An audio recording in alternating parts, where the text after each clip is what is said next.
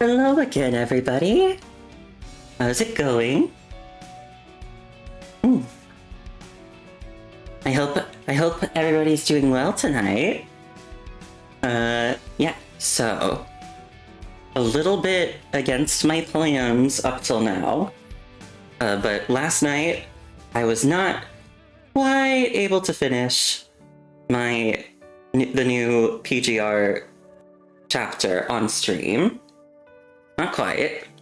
There's this little extra bit here, and I was like, oh, I'll just go through it and get it done. And then I was like, no, I'm a little too tired. I'm just not feeling I'm not feeling into it at the moment. So I decided to end last night, even though I hadn't finished. So tonight, I'm just gonna finish that little extra bit, and then I'm going to switch over to Wuthering Waves and do the new main quest there for the 2.5 update. So that's also another reason why I wanted to make sure I started at 9 tonight. I wanted to make sure I have ample time to get into the Woowa update. Alright. And so I think, with that in mind, let's get into this little extra bit of this chapter. Oh, didn't mean to do that. Okay, some kind of hero. Captain, what lies beyond the sandstorm? And now, I already read, like, the first little part of this, but I'm just gonna go through it again, you know, because I might as well.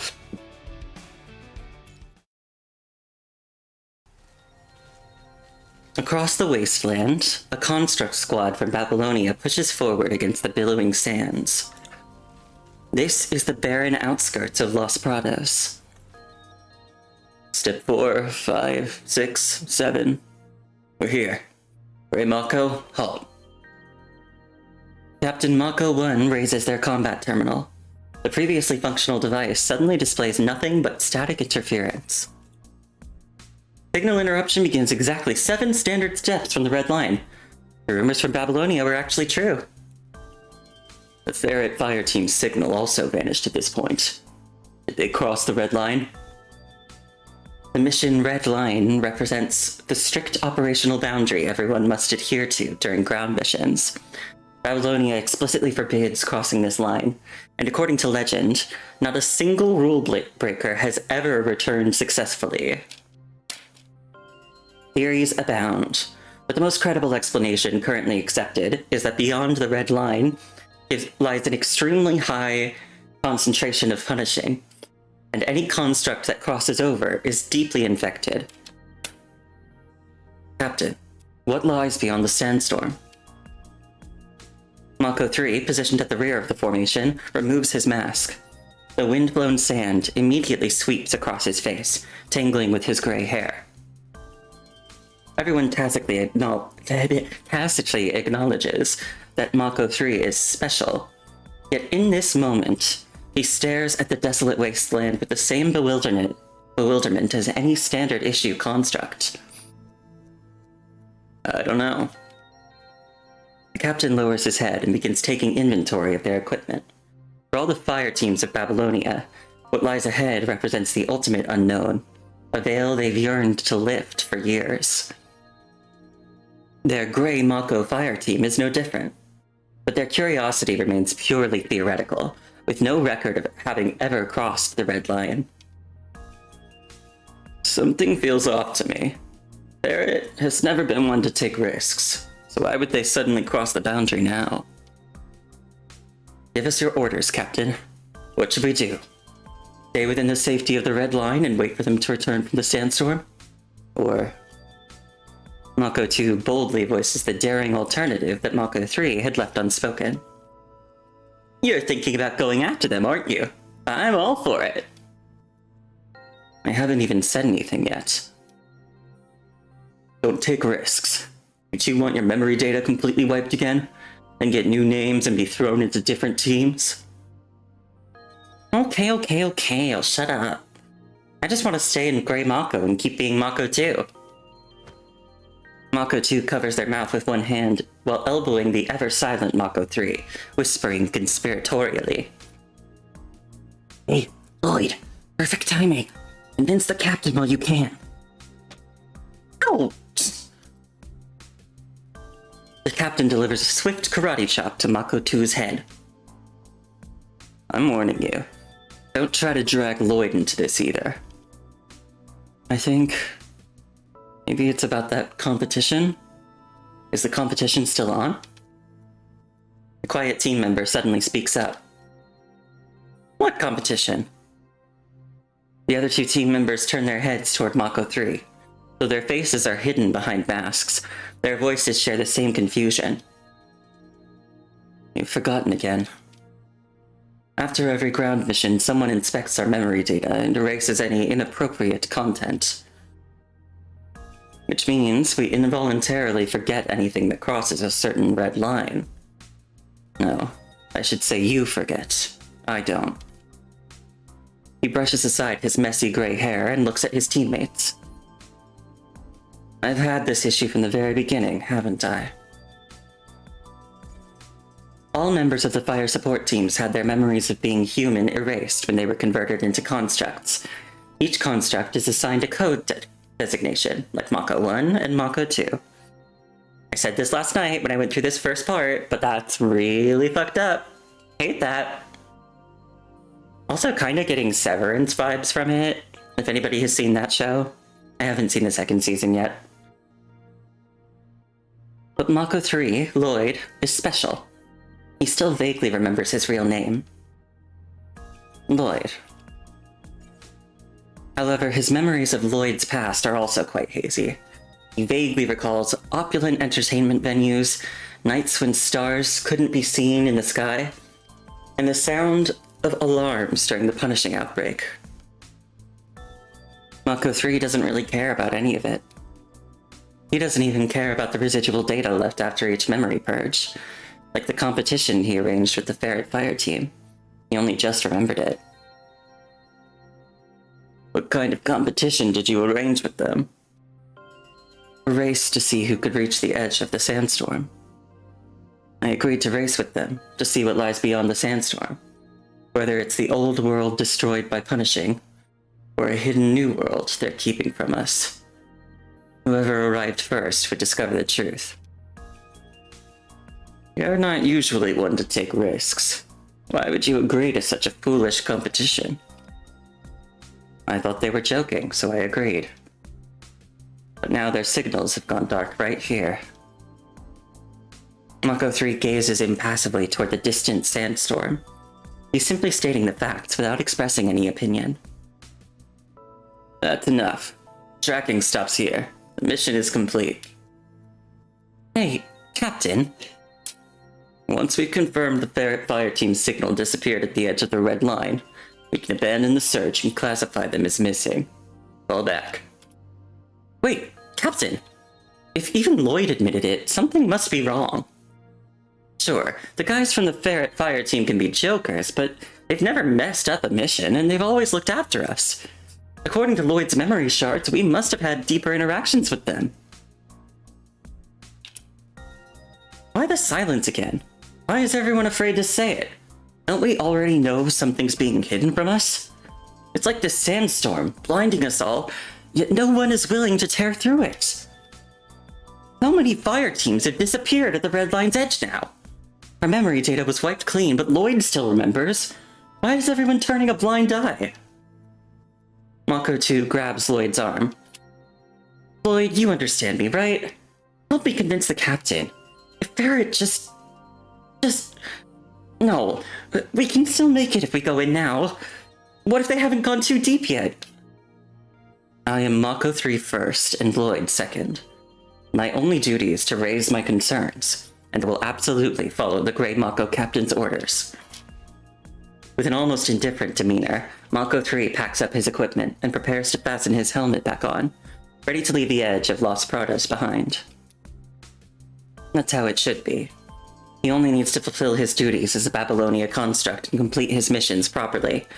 As for his friendly comrades from other fire teams, and those so-called companions... Here. I'm here. Help me! A gut-wrenching scream cuts through the swirling sand and pierces Mako 3's audio module, shattering his train of thought. Everyone from Grey Mako turns to look, only to see a stumbling figure lunging toward them. Right beyond here, there's a new world. It's someone from Ferret.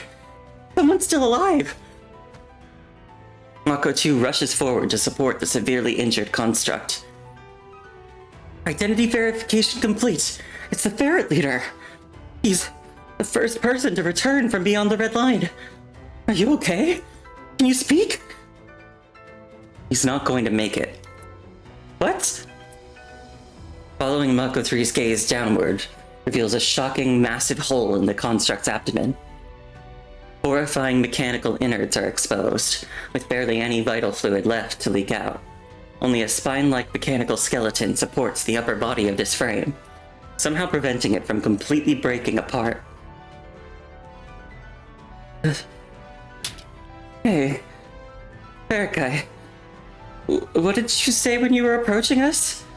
You mentioned outside, right? The rumors are true. This world isn't all there is. Outside, there's a new world. The severely wounded construct sinks to his knees in the sand, swallows hard, then suddenly becomes emotionally distraught. He grabs someone's hand with desperate strength and rushes to speak his remaining words in one breath. Constructs are just test subjects. Disposable resources.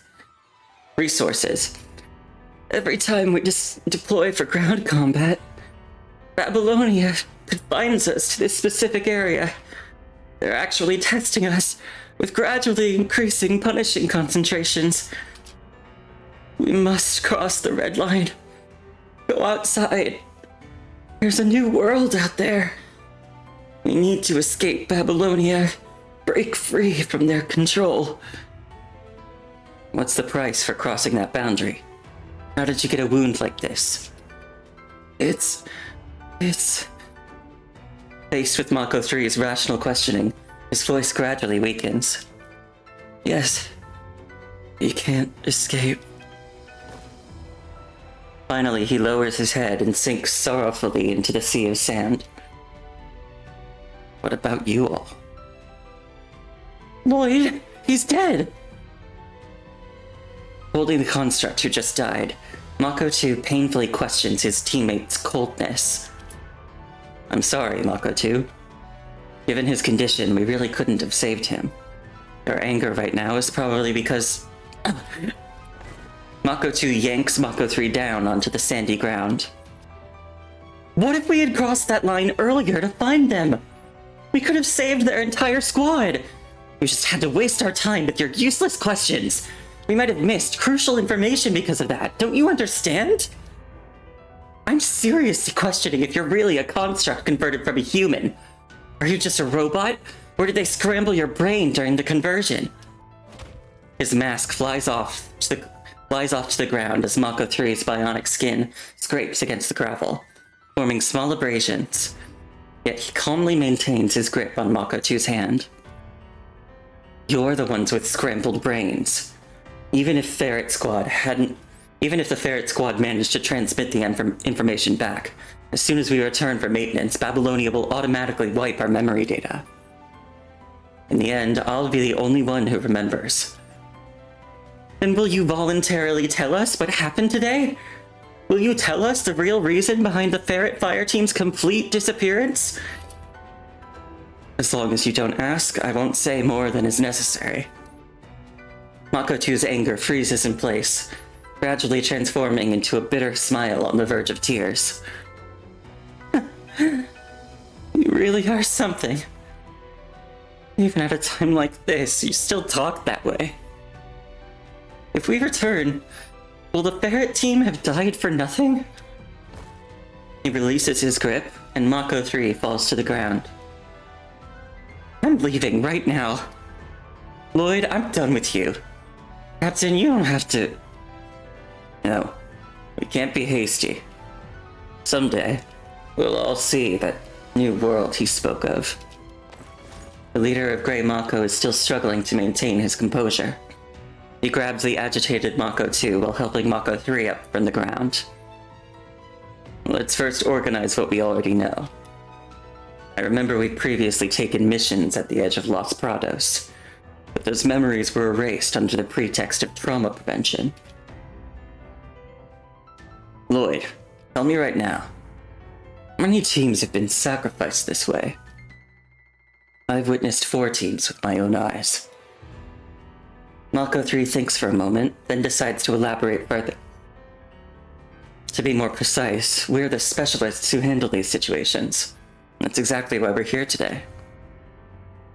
I understand now. Since we're the only ones who received the Ferret Squad's message, we get ourselves killed here too. That would truly make their sacrifice meaningless.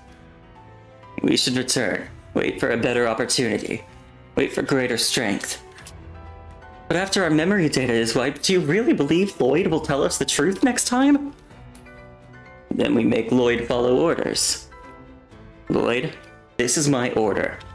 No matter what happens in the future, every time our Grey Mako fire team awakens, you must tell us the truth about the world as we know it. Do you understand? Repeat. Mako 3 stands at attention and salutes. I will inform you in detail of all known information, such as the Ferret Fire team that died here, such as what he called the New World outside.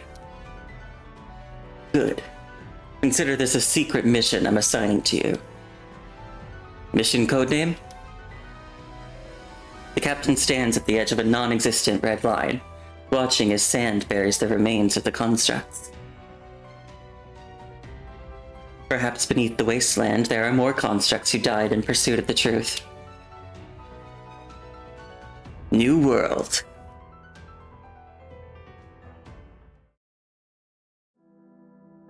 The punishing virus has broken out, and we refuse to accept the status quo. Power in space like this. We must take the first step out of Babylonia. We fight to reclaim Earth. Become a construct warrior. Fight for your family. Fight for your friends.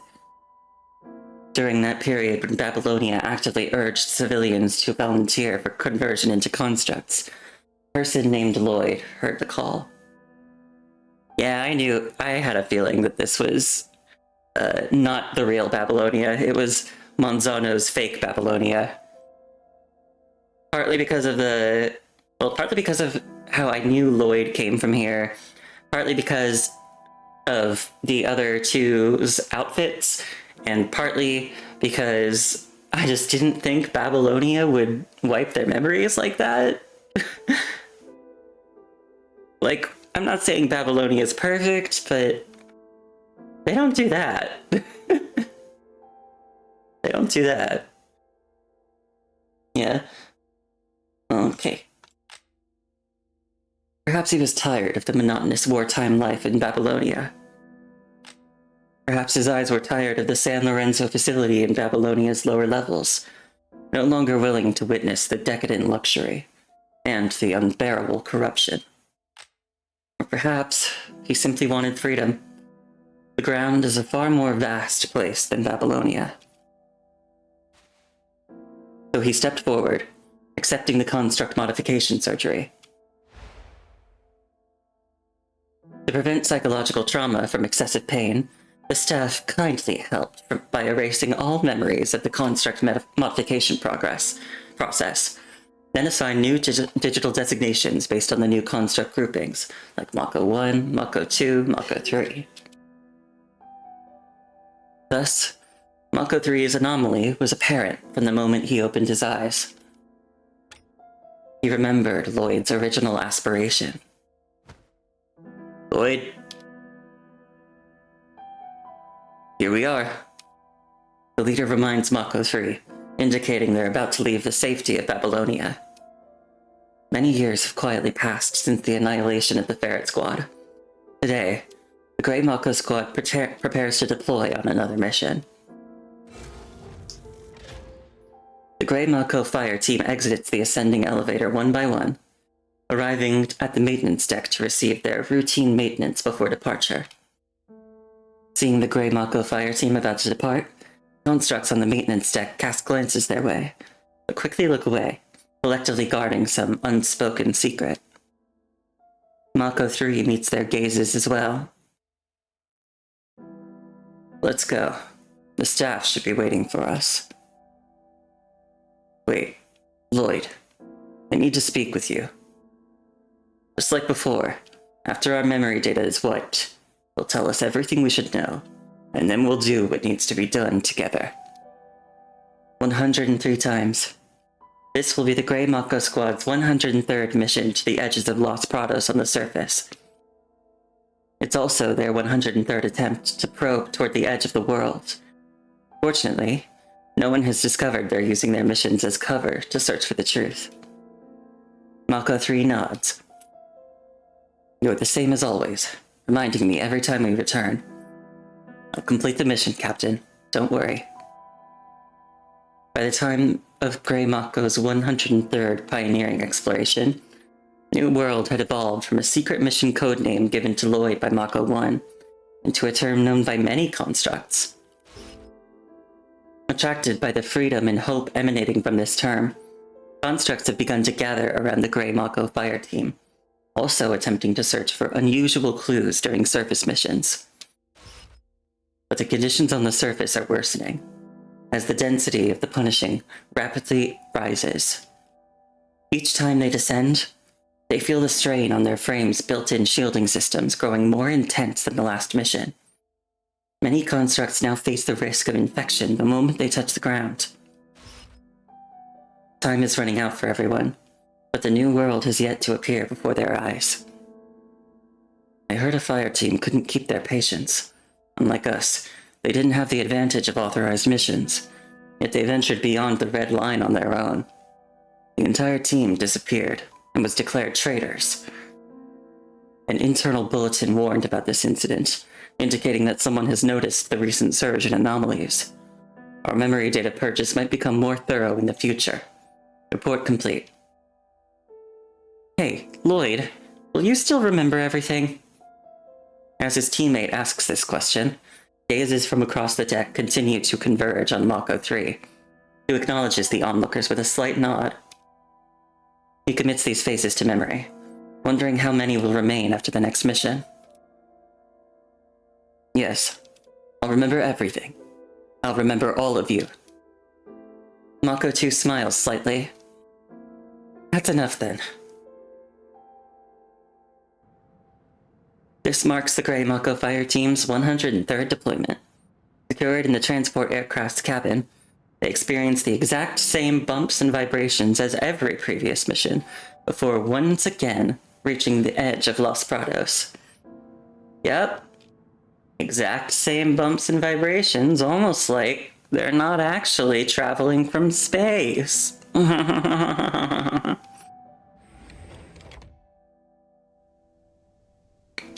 They exit the transport and once again step onto the familiar wasteland, pushing forward against the howling sand and wind. The success of their previous 102 border recovery missions has earned this team complete trust in their capabilities. During operations, they're briefly permitted to cross the red line. Once the mission ends, a memory data purge takes care of the rest. Despite having 102 perfect opportunities to uncover the truth, they never acted rashly, only venturing slightly deeper into the sandstorm with each mission. Like ants cautiously moving forward, tiny steps accumulate into great distances. Just as they quietly spread ideas of a new world throughout Babylonia, the seeds of doubt within each construct's heart await the day they'll gather into a mighty current. But Mako 3 is suddenly struck by a powerful premonition that this mission will be different. Unable to contain himself as they advance, he asks the fundamental question. Captain, what lies beyond the sandstorm? I don't know. The captain's answer is identical to the one he gave on the day they discovered the remains of Ferret. But I feel that this time, we'll discover the truth. I believe all those disappearances won't be in vain. They'll finally be explained today. All their sacrifices won't be in vain, will they? Yes. No one will forget everything you've done. The captain at the front turns back to look at Mako 3, his voice deadly serious.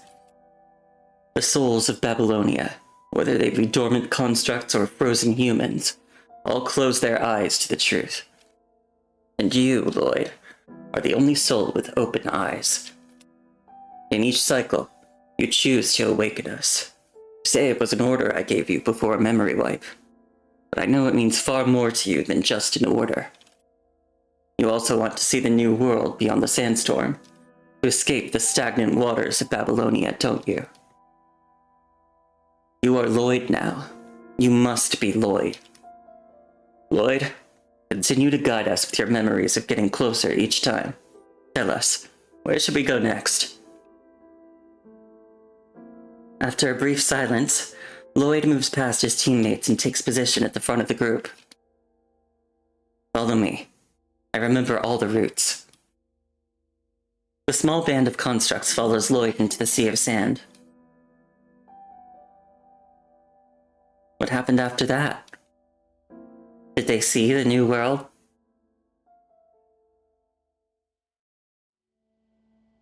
Three. Red. A blurry light seems to sway before my eyes, as if someone is examining my visual module with a flashlight. Mako 3, repeat after me. I don't remember. Why can't I remember? He should have been Lloyd, the only one who remembered everything. He should have been the backbone of the new world. The Grey Mako Squad, all traitors, eliminated at the edge of Los Prados, shattered. What betrayal? What was eliminated? What was shattered? What was shattered?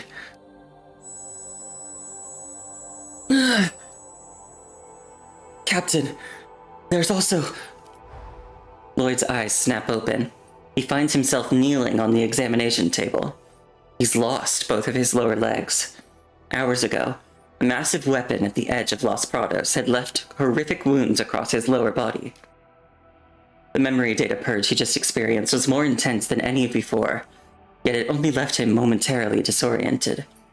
Soon, his memory data comes flooding back, as if responding to a summons. He had learned before that this was likely some kind of mind disorder, but it was also the very thing that allowed him to maintain his identity as Lloyd. I am...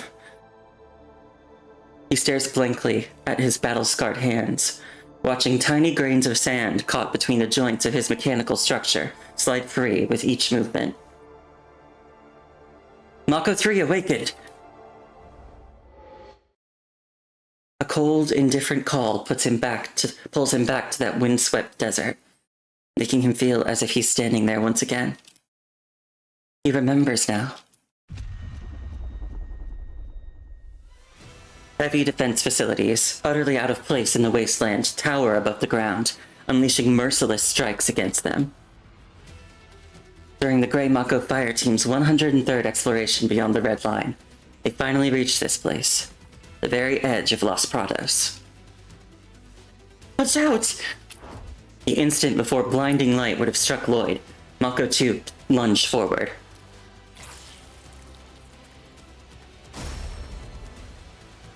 The next moment, shattered fragments of the construct drift slowly past Lloyd's face, as if in slow motion. Mako 2 was instantly shattered, destroyed beyond any possibility of recycling. He barely manages to reach out and grab a shard, a piece of Mako 2's shoulder plate. Mako 2... Get up! Lloyd! You absolutely cannot fall! This heavy firepower we're facing must be the final exit. Means this must be the final exit. Just get over this dune and we'll definitely see the new... The captain couldn't finish speaking, as another explosion roared. Bright red vital fluid showers Lloyd's face, falling like rain over the barren desert. Get up. I must run. Get over this sand dune. Lloyd fights to stay conscious through excruciating pain, rising to his feet and running forward like a madman while clutching his comrade's shard.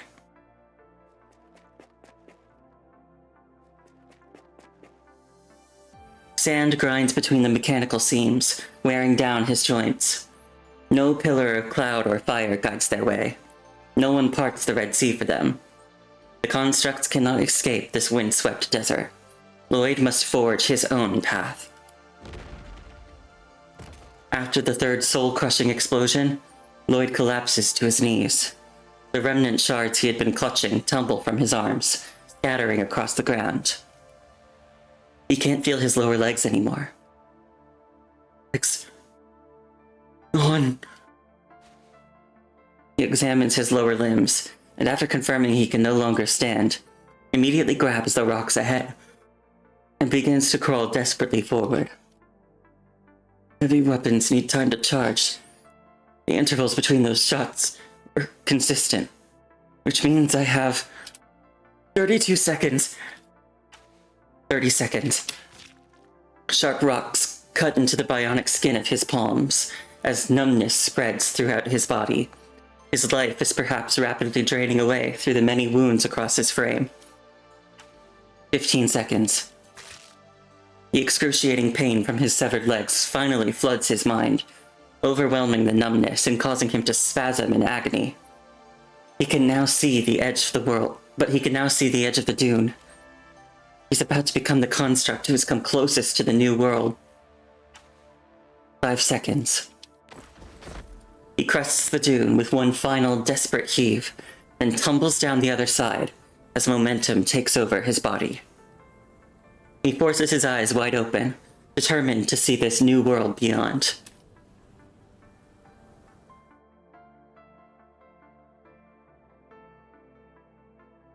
There's nothing. Only the same endless wasteland stretching to the horizon. But suddenly, the punishing shielding system in his body inexplicably relaxes. Instinctively, he checks the punishing concentration detector on his wrist. Sure enough, the numbers are plummeting like they've fallen off a cliff, dropping into the safe range in mere seconds. This is... With unprecedented clarity in his mind, he finally grasps what the new world really means.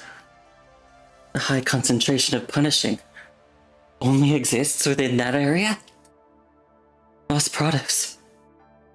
Could it be nothing more than experimental cage created just for us?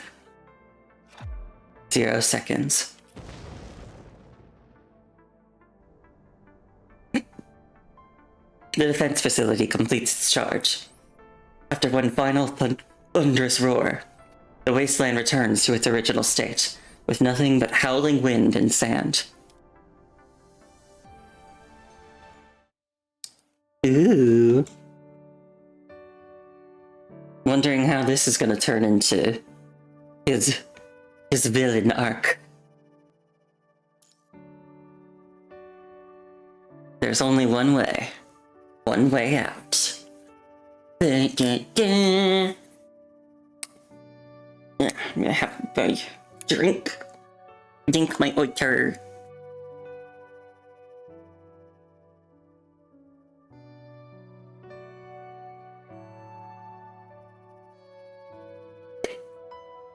Oh.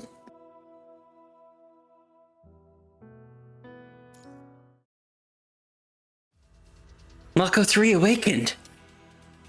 Oh. Captain, there's also...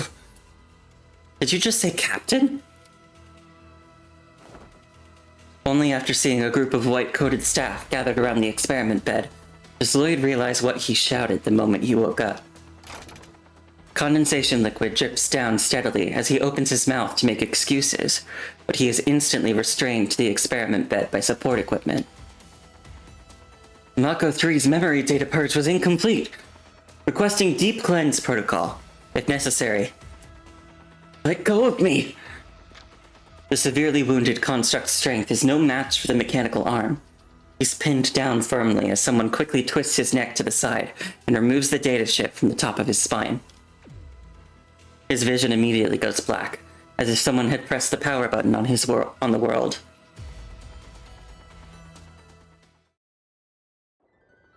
His data streams drift aimlessly in dark, heavy waters, all struggles buried within this void. Invisible hands tear at his data, determined to rip away, crush, and reduce to nothing everything he cherishes. Get lost. I refuse to be your Mako 3, contributing to your selfish experiments. The entire Los Prados region is just your laboratory. It seems to be the first time he has roared with such fury. The data cleansing begins. He feels a part of himself being hollowed out, like a doll's limbs being torn apart with stuffing flying everywhere.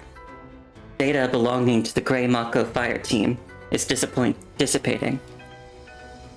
No, no, no, no! Don't erase them! I must keep the captain! Keep Mako 1 and Mako 2!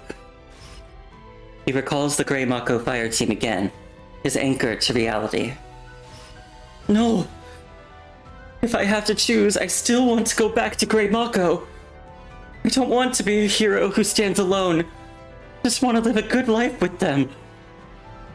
Even if I have to continue being Mako 3, that's fine. But Mako 1 and Mako 2 were already shattered beyond repair, crumbling apart in his very hands, their minds completely destroyed, their data chips lost forever. Hi Ashfrost! How are you? I hope you're having a good day today. As you can see, I wasn't quite able to finish the story chapter last night, so I'm finishing it now, and then I'm gonna move on to the new Woowa update. Oh, and I'm doing well, thank you. I had a bit of a lazy day today because I did not sleep great last night, so I was very tired.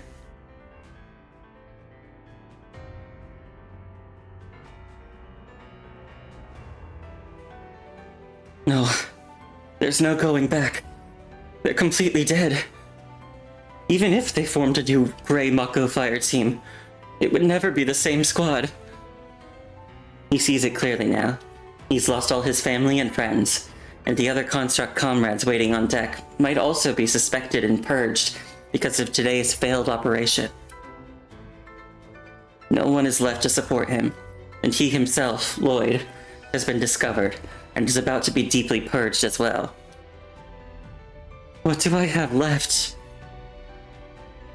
Oh, I guess for context, Ashfrost, we're looking into for this like extra part of the new chapter, we're looking at the backstory of the character who was the boss, Lloyd, or Ephialtes.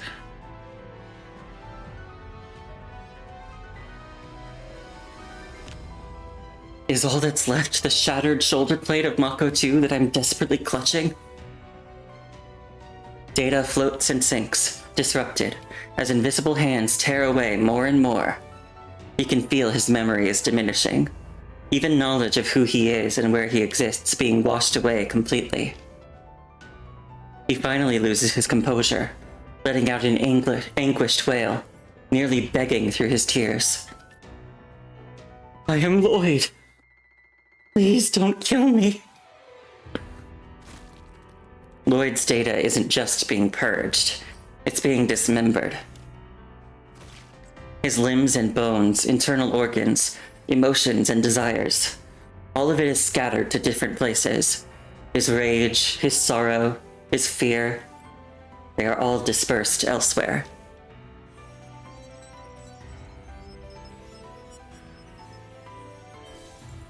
Only he himself is no longer within his shell. Reactivate! Intense light floods into his visual module again. Surrounded by bright white brightness, he's disoriented as someone shakes and pats him. Look at me and answer my questions. Who are you? Where are you? He wishes for death, but the empty shell continues to function. I am Mako 3 of the Grey Mako Fire Team. I'm in Babylonia, undergoing routine maintenance. Everything seems fine on my end. How are the data monitoring results? The technician on the other side raises a hand, signaling that everything is normal. Data monitoring shows no abnormalities. Whew. Good thing the deep purge worked. I was worried there might be something fundamentally wrong with your hardware. I'm sorry. I don't understand what you mean. It doesn't matter if you understand or not. Your routine maintenance is finished. Get out. There are others waiting. Okay.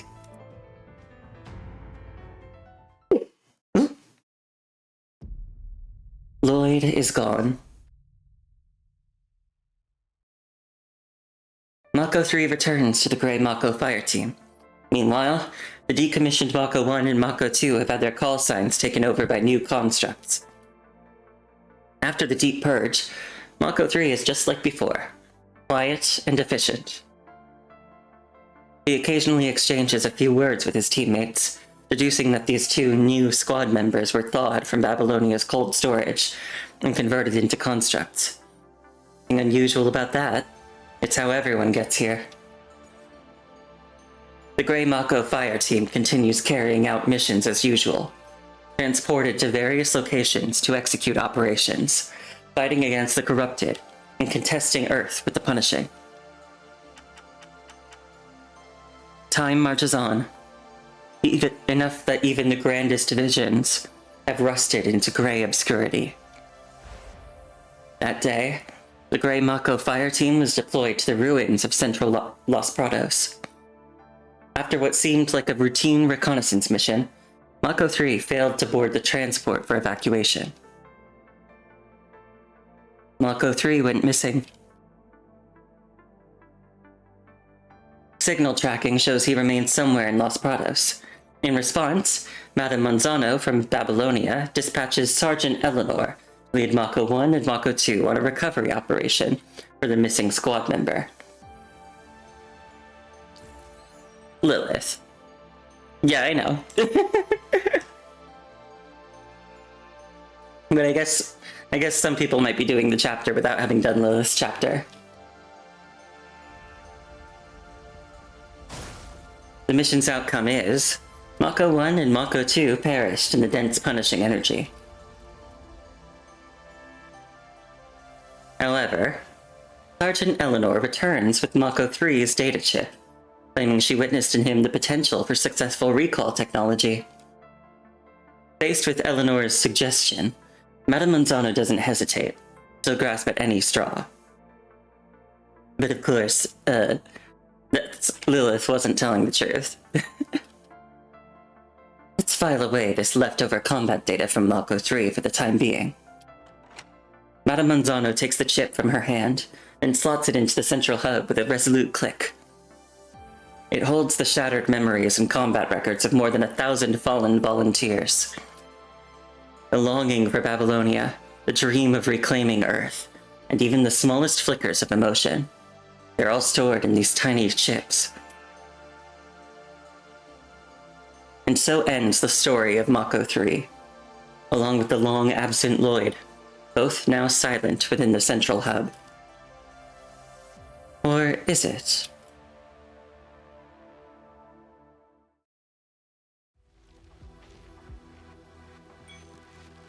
Recall experiment log, entry 128. New frame allocation successful. Data transfer successful. Awakening successful. Welcome, Mako 3. Where am I? Babylonia Recall Laboratory. Mako 3 steps out of the vertical sleeping pod, raising his hand to touch the data chip at the top of his spine. Yes, I am Mako 3. He looks around. Staff members move between human cryogenic chambers, cultivation dishes, and construct sleeping pods. New constructs awaken at any moment, but no one pays attention to this utterly ordinary corner of the facility. transfer data to this frame. Execute immediately. He recites a command, and the central hub tacitly approves his action, transferring all data from the data chip to the internal frame. This works, but it means he's giving up the ability to transfer his data by plugging and unplugging the chip. He will be limited to this single body. Data transfer complete. Okay. Am I rejoining my squad now? Still with the Grey Mako squad, continuing as Mako 3? Yes. New frames have already been matched for call signs Mako 1 and Mako 2. They've thawed 2 more volunteers, subjected them to modifications, wiped their memory data. Also, they can serve as the next Mako team members. What's the point of all this? Hi Cole! How are you? I hope you're having a good day. As you might be able to tell, last night I still wasn't able to quite finish all of the new chapter. There was a little, extra bit at the end, and I started it before I went to bed, and then I was like, no, I'm tired. I want to go to sleep. So I decided to just finish it tonight before I start with the new Wuthering Waves 2.5 update. So after I finish this little bit, I'm going to switch over to Wuthering Waves. And yeah, I hope you're doing well, Cole. Hope you're having a good day. I don't need this anymore. He reaches up and removes the now useless data chip from above his spine, deliberately inserting it back into the central hub. All data has already transferred into his body, but he knows the chip still contains something useful. You passed out at the end of it yesterday? But you've been doing good? That's good! I mean, the doing good part is good. You probably were just tired. And yeah, I went pretty late, so it makes sense that you would be tired.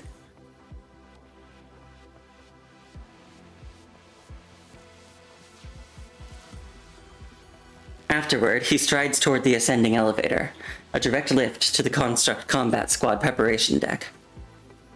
He gives a subtle wave, and several constructs who have just completed routine maintenance exchange glances before joining him in the elevator, all waiting together for new mission assignments.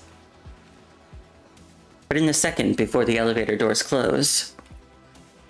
Oh, I almost forgot to mention. The central hub doesn't engage in conversation, and the staff passing by the elevator can't hear this softly spoken message. It falls like a gray feather, gently settling onto the cold laboratory floor. Lloyd has already spread during those 103 ant-like explorations. Is Lloyd a good guy? No.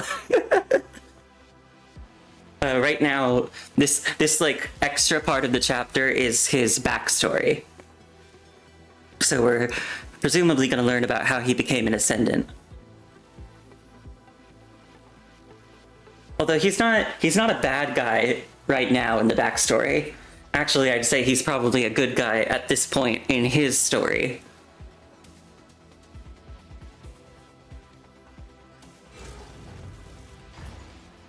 He is pretty. I have to admit that. But I don't know when you fell asleep, Cole. He was the boss of the chapter, and Vera beat him, but he did escape. He's not dead yet.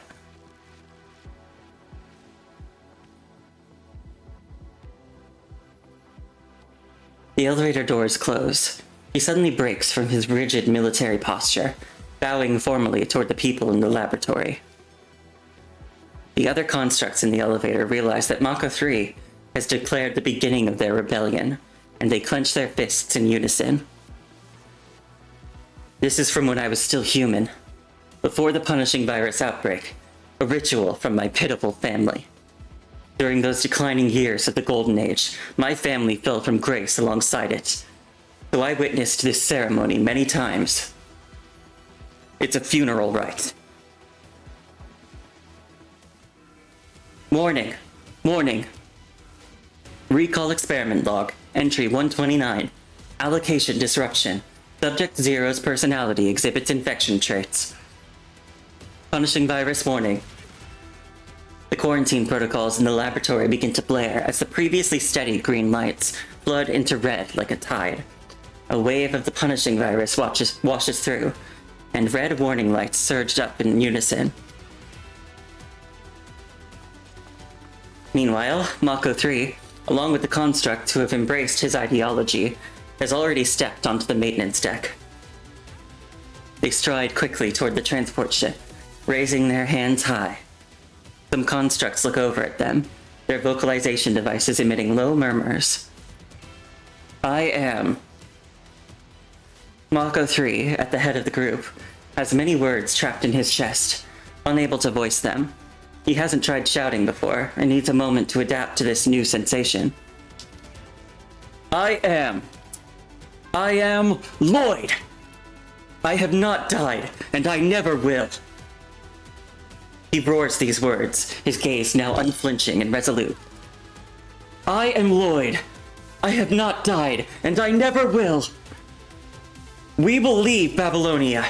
We'll escape this fabricated testing ground and journey to the true new world. The new world exists!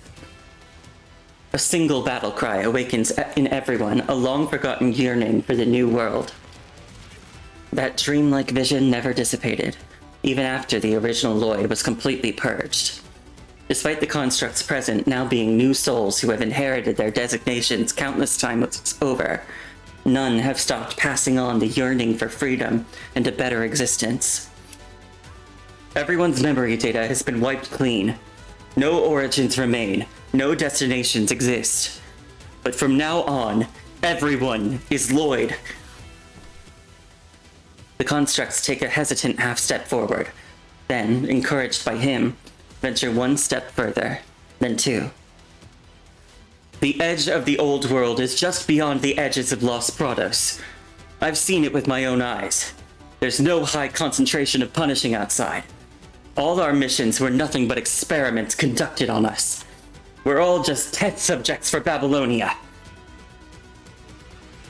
They've frozen countless residents in storage. Whenever a construct expendable is lost in the testing zone, they simply thaw out another human, modify them into a construct, and force them to fill the vacant position before throwing them back into the testing grounds. The Crimson Old World is nothing but a towering wall, built from the piled bodies of Babylonia's constructs. You mentioned that he's pretty, Cole, but I've also been thinking about this. I feel like he has like a nice shape, you know?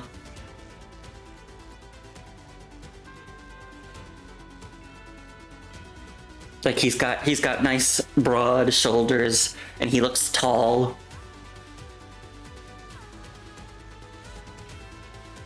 Also his arms look kind of thick. Not the point, but definitely what I'm thinking about. All Lloyds, cross the wasteland, scale the wall. Together we'll reach the new world. The Lloyds strive forward, gradually breaking into a frenzied sprint toward the transport ships. The humming drone of power engines stirs something deep within their souls. Yeah, he looks a little slender but toned. I'd agree with that. Because I mean, also you can definitely see his abs through his clothes. Hurry! The Lloyds have no path left but forward. To survive, we must commit to this rebellion completely.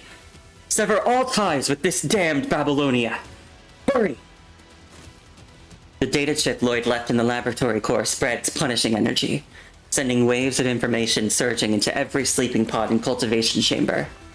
The bodies within twitch, struggle, and break free from their cocoons.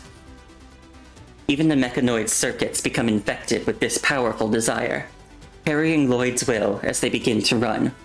The enraged ones, the sorrowful ones, the timid ones, they all rally together as one. Yeah, bless the artists. So, maybe he's already an ascendant at this point, if he's using the punishing virus in this way. Recall experiment log. Entry 999. I am Lloyd. People everywhere are screaming. Staff, residents, tourists. The Lloyds trample the decadent luxuries of San Lorenzo's entertainment facilities underfoot, crushing them into nothing but mud. Also, I guess that explains why that, like, little cleaning robot was going around in Los Prados and yelling, "I am Lloyd!" It wasn't really Lloyd, it was just one of the mechanoids that got part of Lloyd's consciousness embedded in it, I guess. Meanwhile, the Lloyds on deck rush toward the transport ships, seizing weapons, control of the deck, and the right to set course for the New World. To the New World! There's only one path forward. Yeah, bless the artists. Although they need to make more male playable characters. I like playable women, but man hot. Man hot, please. Would like hot man. But damn, they really gave us Lloyd and Hanif this chapter, and I think that's great. Oh, also, Cole, and Ashfrost as well, I guess. I don't know if you care as much as about Hanif as I did. Very important news, Hanif did survive, and he was a good guy. So we are no longer ashamed of finding him attractive. And by we, I mean me. He did lose an arm, but you know, I mean, he's alive. Also, because I have to tell you this because I thought it was really funny. During like the last conversation that the Commandant had with Hanif at the end of the story, they're like talking on their terminals, and Commandant goes, "Well, Hanif, I have good news and bad news. What do you want to hear first?" And Hanif is like, "I'll take the bad news." And Commandant goes, "And well, I guess I actually have to explain first. He learned at the end that he was one of Haynes's clones, the old man. So he's like, I want the bad news first." And Commandant's just like, "The bad news is Haynes was bald. You're probably gonna go bald."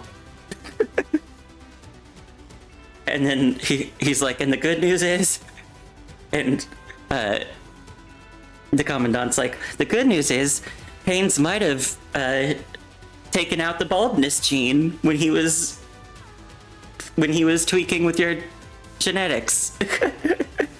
So maybe you won't go bald."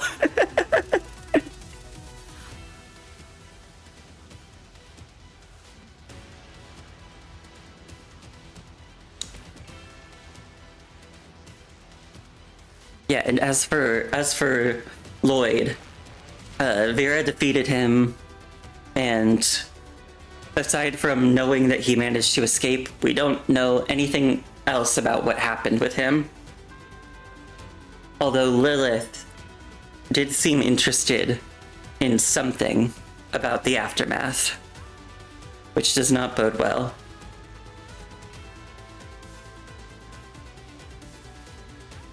All Lloyds, head to Los Prados immediately. Coordinates N36. I always forget how to read these. North, 36 degrees 9 feet. West, 115 degrees 3 feet. I don't know if that's how you read them verbally. Like if you were to say them out loud to somebody, I don't know if that's how you'd say it. But that's the best I got. He roars out the coordinates etched into his memory, the result of 103 meticulous explorations, advancing like a colony of ants moving as one. Like a ball of ants tumbling through a flood, the outer shell peeling away as their corpses float to the surface, paving a gruesome path through the turbulent waters. There's only one path. There's only one way. Lloyd rushes into a transport ship's cockpit, every procedure already ingrained in his memory as he skillfully initiates takeoff. The soul escape route manifests in his mind almost like a radiant line guiding the way. First, escape from Babylonia, break free from this prison, and make it to Earth. Second, head to Los Prados and completely tear away the disguise of that experimental facility. Finally, journey to the new world. Oh, sweetie. You figured a lot out, but you still don't know that you're already on Earth. You don't have to make it to Earth, you're already there. This isn't Babylonia, buddy. I mean, I can't blame him for not knowing, but... But I, as the reader who has read Lilith's chapter, have privileged information.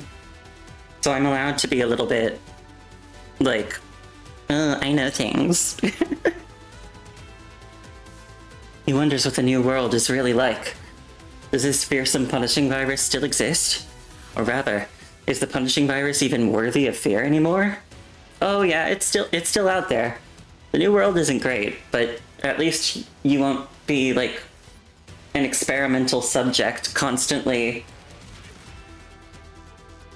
You know, at least you won't be an experimental construct who's constantly having their memories wiped. Will there be other humans? Other constructs? What are they doing? Are they actively rebuilding the new world, or are they conducting humanity-erasing projects just like in Babylonia? That's not an option. The moment these dark thoughts surface, he shakes his head violently and immediately pilots the transport ship upward. The new world shouldn't be subjected to such offensive speculation. Without realizing it, this hero of the new world has perhaps become a bit too fixated, but that's a minor concern. He issues a command to all the transport ships taking off together.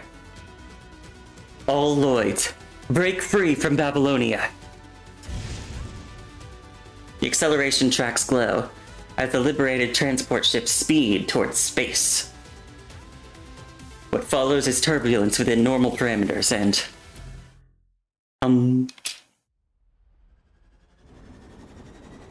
A slight turbulence accompanied by a friction sound emerges, completely different from the 103 previous 103 flight disturbances.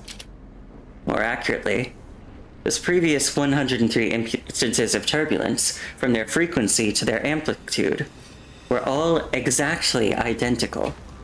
Like the holographic theaters of the old world, where people sat in pre-programmed chairs, experiencing the roller coaster-like turbulence, heat, and cold.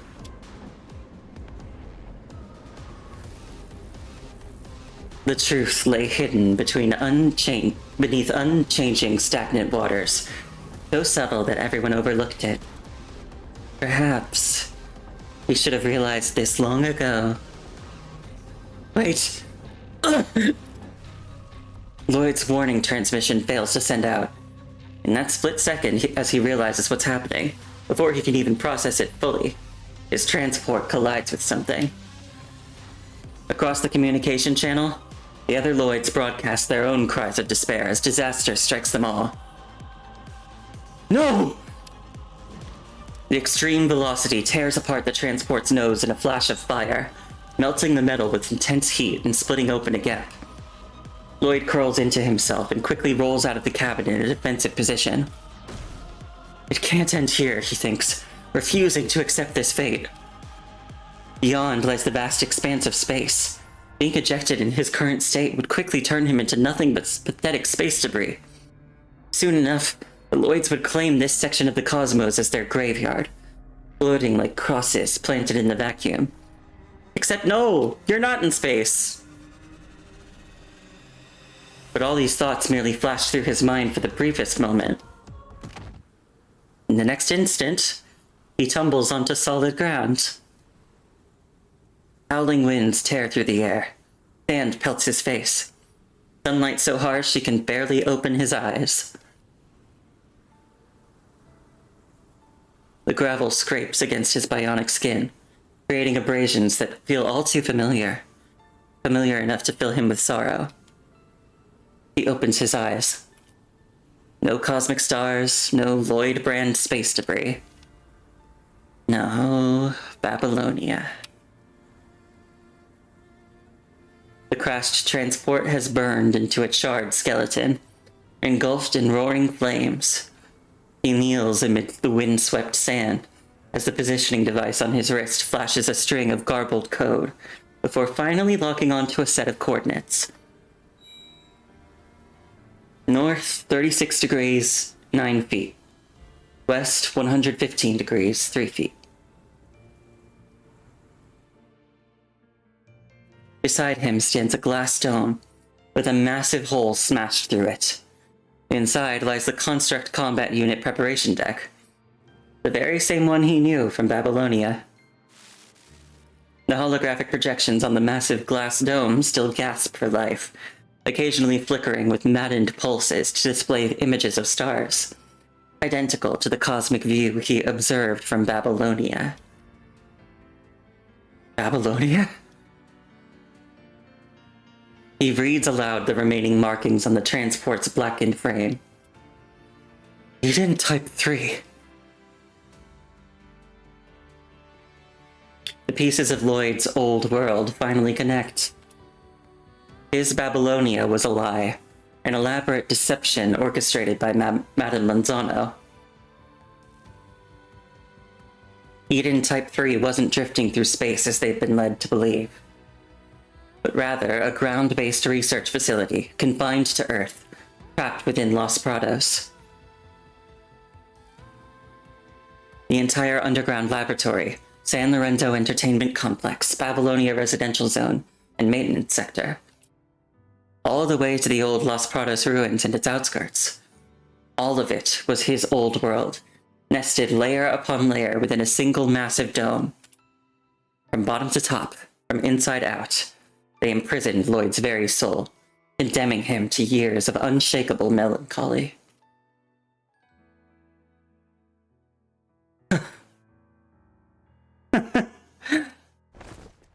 Now seeing the truth clearly, he struggles to his feet, rises, and staggers forward into a desperate run. The other Lloyds who fell from paradise with him follow closely behind, all running across the wasteland beyond Los Prados' outskirts. They're badly wounded, collapsing one after another, quickly buried by the wind-blown sand. A gust uncovers ancient bones from years past, only to bury fresh Lloyd remains in their place.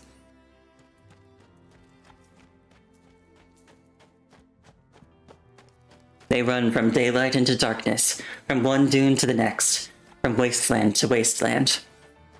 Sand fills not just their joints, but even their voice modules. Until the second morning. The lead Lloyd gradually slows his pace, until finally he stands motionless. Lloyd, why did you stop running? It seems many of the Lloyds following him are questioning him, urging him to keep running, to reach a new world.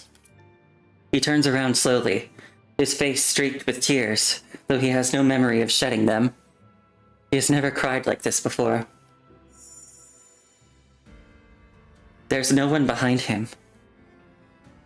There was never a pillar of cloud or fire to guide them, no one to part the waters of the Red Sea. After all his struggling, he remains utterly alone in this world. No Mako 1, no Mako 2, no other Lloyds. I'm sorry. Yet he still imagines many Lloyds behind him, stubbornly answering the emptiness. Ooh, you're gonna have to practice drawing heads with some of these male characters soon. Fine. You gonna draw Lloyd? I assume, since he's here when you bring it up. I want to keep running too. There's no path ahead. Staring into the emptiness, he suddenly remembers a time long ago when the Lloyd identity meant nothing to him, when he was still Mako 3 of the Grey Mako Fire Team. Once, uncertain of his path, he'd asked his captain, "Captain, what lies beyond the sandstorm?"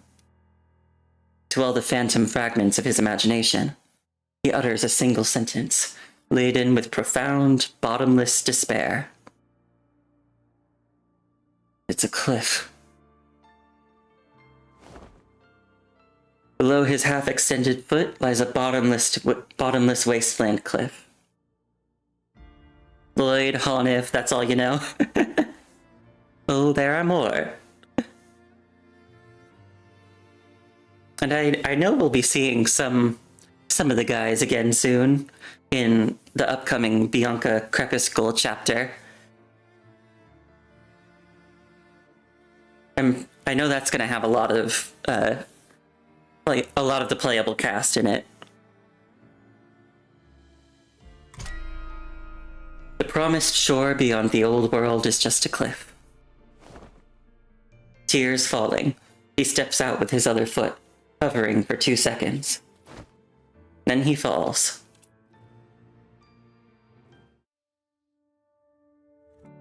Yoicks! Rough being Lloyd, I guess. Poster hero. He has finally grown accustomed to Babylonia's warm sunlight.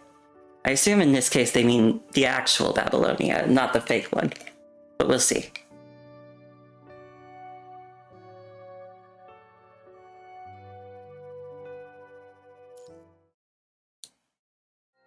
How did I discover this game? I think I just saw... I think way back when it first came out, I first saw just like a video of some gameplay in it in one of my like YouTube recommendations, and I just checked it out and I thought it looked cool.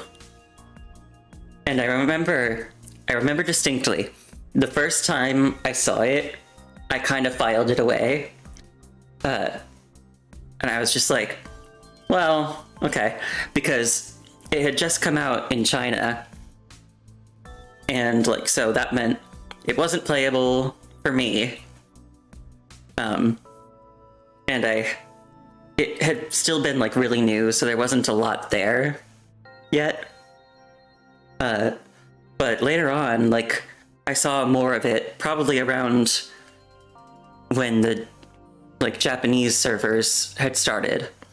And I saw, you know, some of the gameplay and some of the music again, and I was like, damn, this shit's kind of cool. I really like this.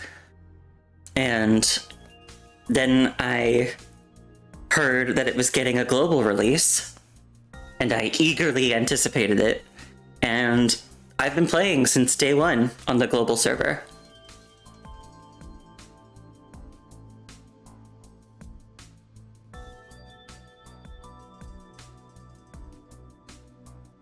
So yeah, that's how I discovered it. Kind of just YouTube recommendation.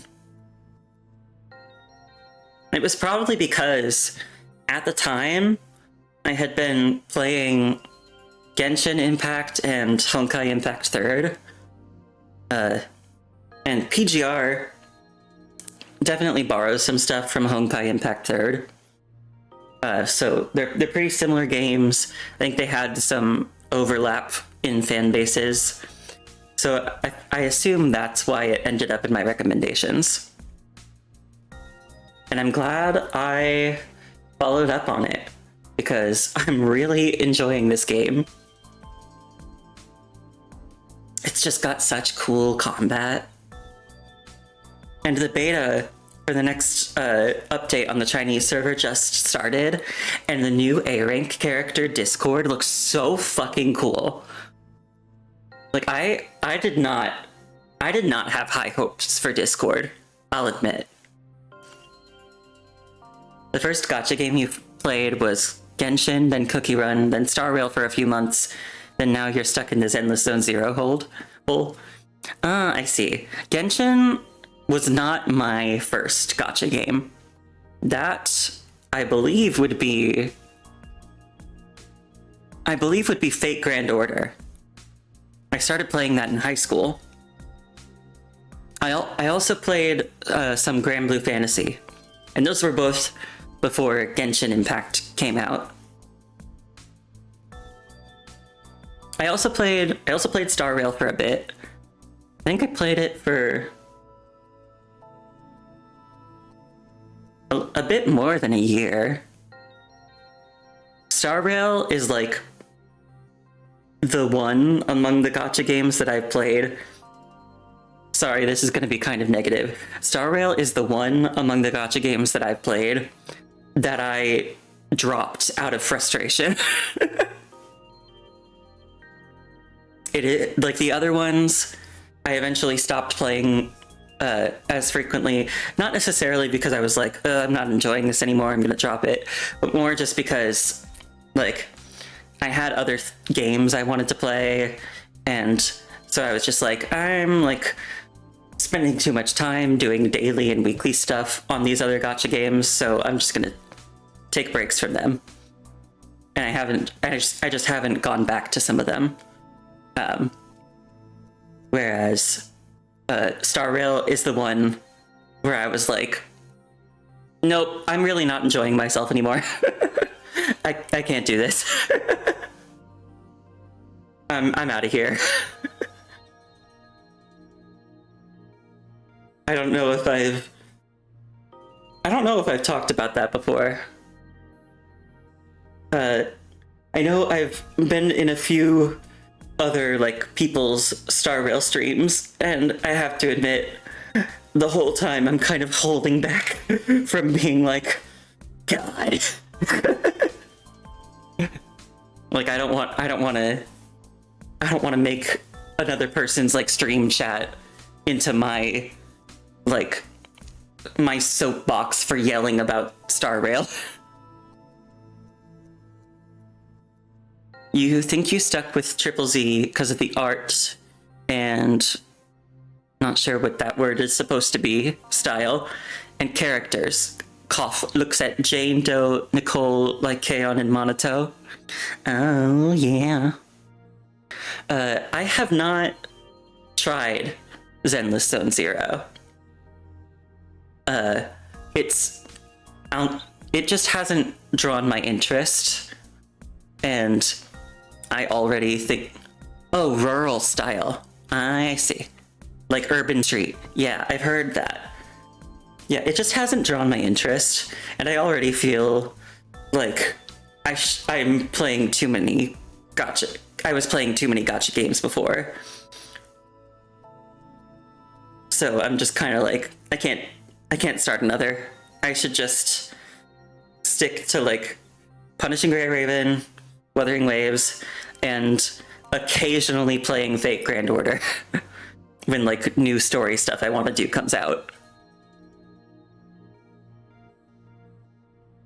And I might try to do some more Grand Blue at some point, because I do enjoy that game. The main reason I kind of took breaks from Grand Blue is a bit different. It's that there's so much in that game. Oh, wait, no, you're right, Cole. I actually do also play a bit of Love in Deep Space. Yeah, I forgot that one.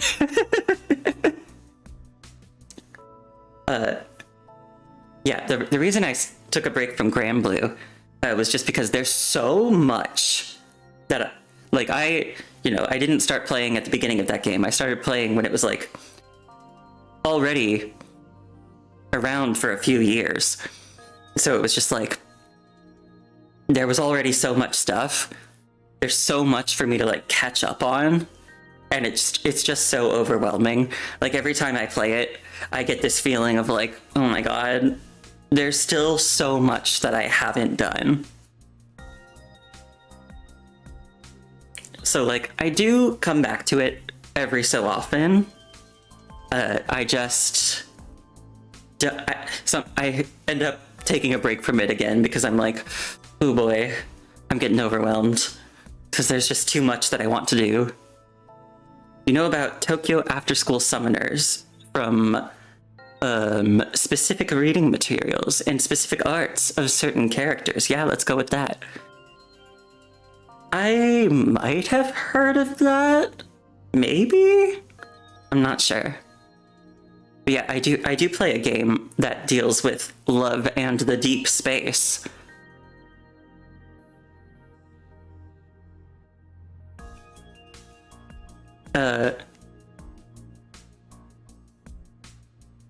I have to ask Cole, who's your favorite?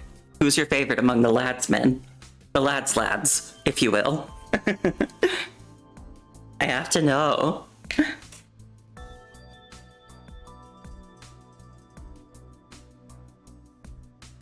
If you have a favorite, you might not. You might just be like, I like all of them. You might just be like, I like all of them equally. There was a Minotaur dude who's a football player and has many bar arts. Is that from the Tokyo After School Summoners one?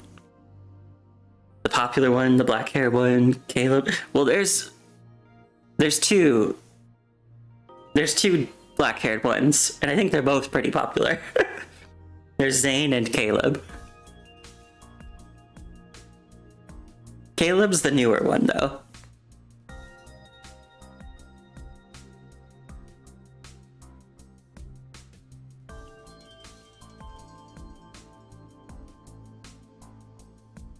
No, Zane's not the babyface one.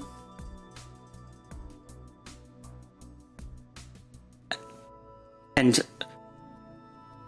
you're saying the babyface one. I feel like you could be talking about Xavier or Raphael. They're both a little babyface. So, my favorite guy to romance. Oh, you're trying to see who's who? You think it might be Raphael?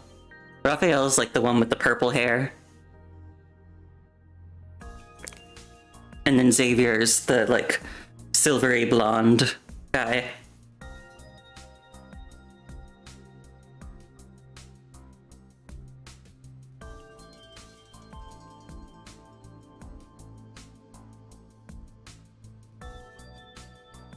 I'm not gonna say who my favorite is yet.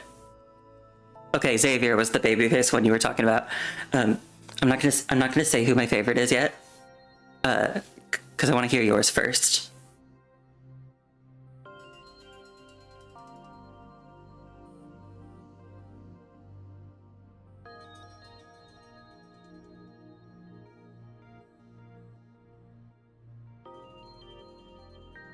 You bet that my favorite is Silas?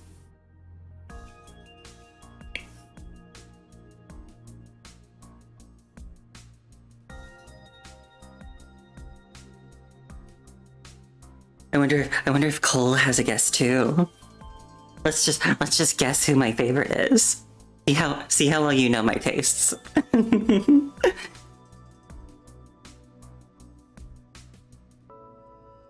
Okay, Cole, you liked Xavier at first because he's cute, but when Silas was released, he was your man. And Ashfrost says either Silas or Raphael. Do you have a guess, Cole? You don't have to, but you guess Xavier? All right. Well, let me just say, my answer's kind of got two parts. I will say my favorite guy to romance is Xavier. He is my boy. I like him. But the guy I think is the hottest is Silas. He's just not really my type personality-wise.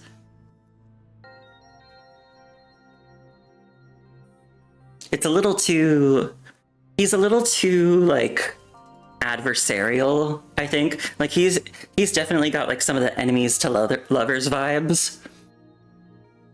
And I don't really go for that, honestly. We're on the same wavelength. So yeah, you were both kind of right in different ways. Cause yeah, Silas is the one I think is hottest, but I like romancing Xavier the most. because I like the interactions with Xavier, and because I just think he's pretty. Sometimes there are like some cards of him where I'll just like stare at him and be like, oh my god, this man is a work of art.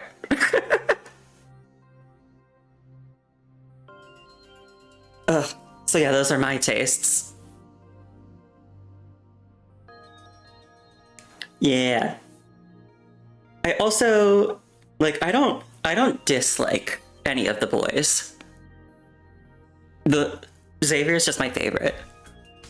Most people are into Silas because of the whole we try to outdom him, but he puts us in your place and may or may not leave visible marks of their escapades. Okay, you might think that. You might think that, but like Silas is actually kinda submissive. Like one of the first like card things of him that came out was bondage play. And he was the one who was bound. Which is not what I would have expected based on his character. And I do have to admit that may be something I find attractive about him.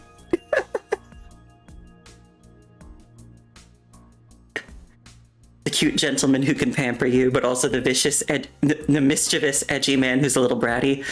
Not vicious, mischievous. I can't read.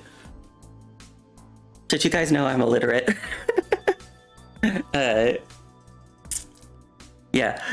Like, I think Silas is very, very handsome. He's just not quite what I go for in terms of, like, interactions. Who doesn't want to dominate someone while clad in leather and whipping them into submission?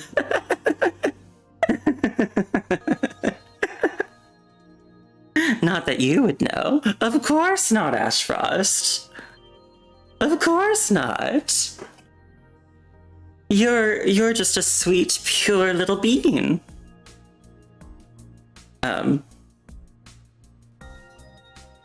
I can't say I'm into the leather or the whipping.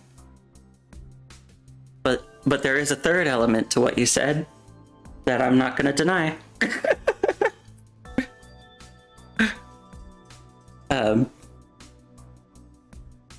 And I'll just leave that at that. But yeah, I like all of them. Although I'll admit, it doesn't sound convincing when I say it like that. Like what? I will say I haven't played it in a while, and again, it's that kind of thing of just I'm doing other things. Like I want to get back to it at some point. I'm just doing other things, and don't have the energy for it right now. So it's just fallen by the wayside for a while. And because of that, I actually haven't really done anything with Caleb yet. Like, I haven't really played much since he came out. Excuse you, something in your throat? Oh no! Cole! You want Axel from Kingdom Hearts 2 to be real? Ooh. You know what? You know what? I think that's a base of you. I too had a crush on a Kingdom Hearts character when I was in middle school. May not be who you expect.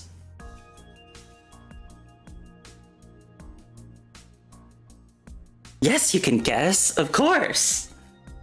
I love doing this. Absolutely guess.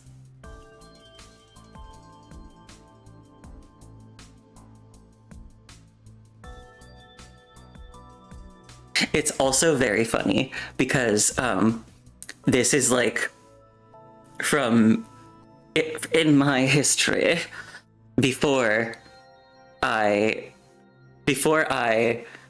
had really accepted that I was gay.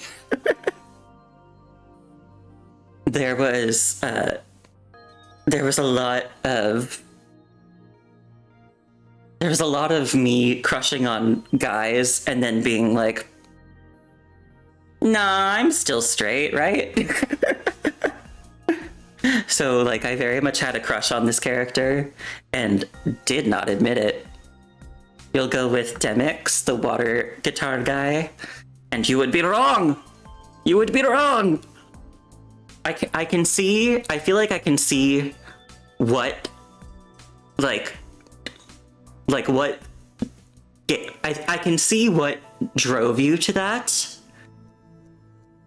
And I think you're like kind of on the right track, but a little like off. It's not Zexian either.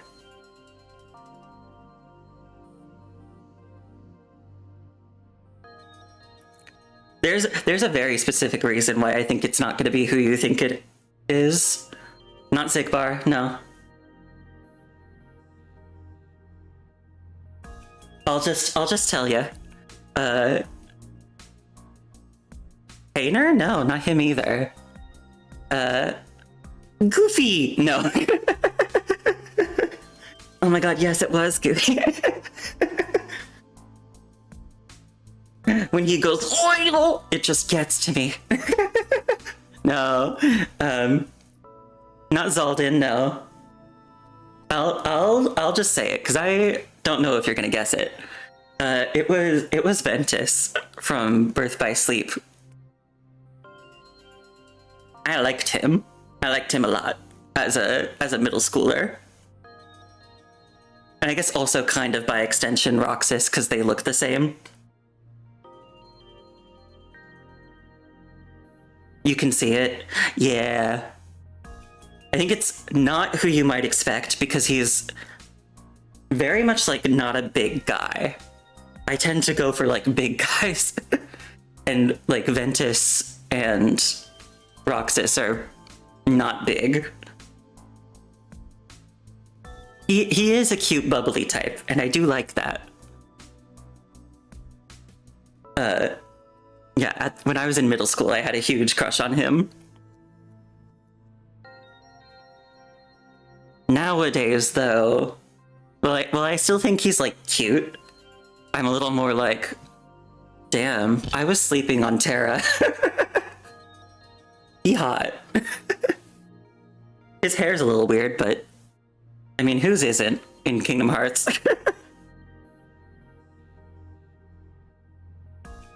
He may not be big, but he could be somewhere else if you find the right artists.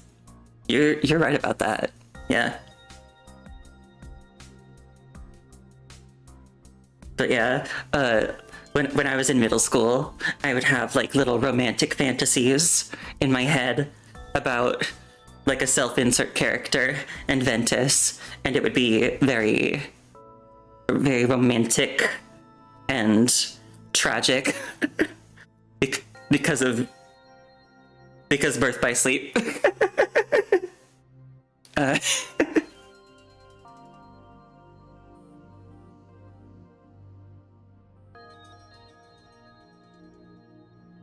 And actually, fun fact, little piece of Luke lore, for a while, that was actually like how I fell asleep. Because I was struggling a lot trying to fall asleep, and I found that picturing like romantic fantasies was something that helped me fall asleep. I think probably because it like relaxed me. Yeah, it was around like that was probably around the time that I really started developing like my sleep issues. Because if you don't know, I have quite an odd sleep schedule. I have a very odd sleep schedule. And part of that is, I honestly might say, due to insomnia. I don't know, like, it's one of those things where I'm like, is insomnia like a clinical thing? Like, do you need to be diagnosed with it? Or if you is it one of those things where like if you just regularly cannot sleep sometimes, you're like, you can just say it. Oh, you too, Cole? Hey. Yeah, I'm like low-key nocturnal, honestly. Because I can't sleep at night much. And then I get tired during the day. I sleep a lot during the day.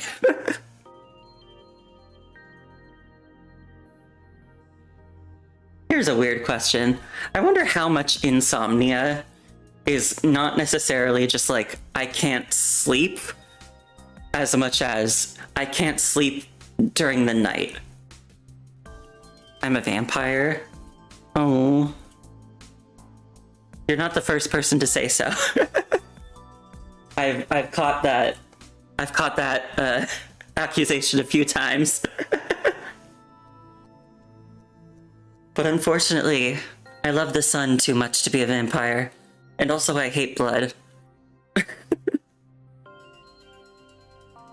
Blood scares me.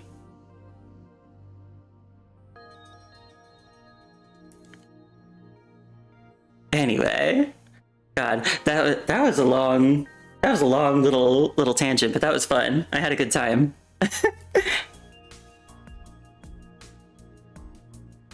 Oh, and to think, all of this started with me talking about like the other games I play, and I kind of want to backtrack a little bit and like elaborate, be like, because like, okay, I brought up, you don't think insomnia has to do with sleep? It could be your brain's constantly going into overdrive during the night. That's honestly how it feels, I think. Like, a lot of the time, at the time that I do try to go to sleep, I have energy. And so I just can't get into that mindset easily. But yeah, I kind of wanted to backtrack. Because I was saying Star Rail was the one that I just dropped, and I never got to complain about it. I want to complain about it just a little bit. And to be clear, obviously, I don't care if you like Star Rail or still play it. Like, I'm not gonna be like, how dare you? So like, I hope I don't make anybody defensive. This is just my opinion. This is why I stopped playing. And it's a couple reasons. The first being the power creep. Because holy shit. What? No. Easily, I would say, the worst power creep in any game I've played. Like, the speediest. And like, I know to some extent power creep is inevitable in a lot of these games. But like, damn. They are like speeding ahead at a ludicrous rate. And I just became so frustrated trying to catch up. And then also just like the direction they went with team building was just something I wasn't really a fan of. Because like, I feel like toward the beginning of the game, teams were a lot more flexible.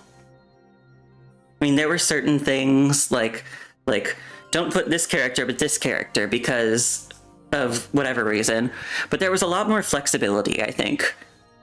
Whereas now, I feel like it's just like archetypes with specific teams that you're supposed to adhere to. Does that kind of make sense? Like, there's the dot team, and there's not a whole lot of flexibility within the dot team. There's the follow-up attack team. There are more follow-up attackers. But also it's just like, then they're also like gearing their content toward like those different archetypes. And that annoys me too, because then if I don't have a good follow-up team or a good dot team, I'm kind of fucked. And it just started really bothering me. It really got on my nerves, so I just stopped having fun. And then also the other last thing was what I perceived as a lack of effort on the part of the devs. Yeah, kind of like what you're saying, Ash Frost. You have Acheron, and you have to have her teamed up with either Sampo or Jiao Cho. Like they're chained together.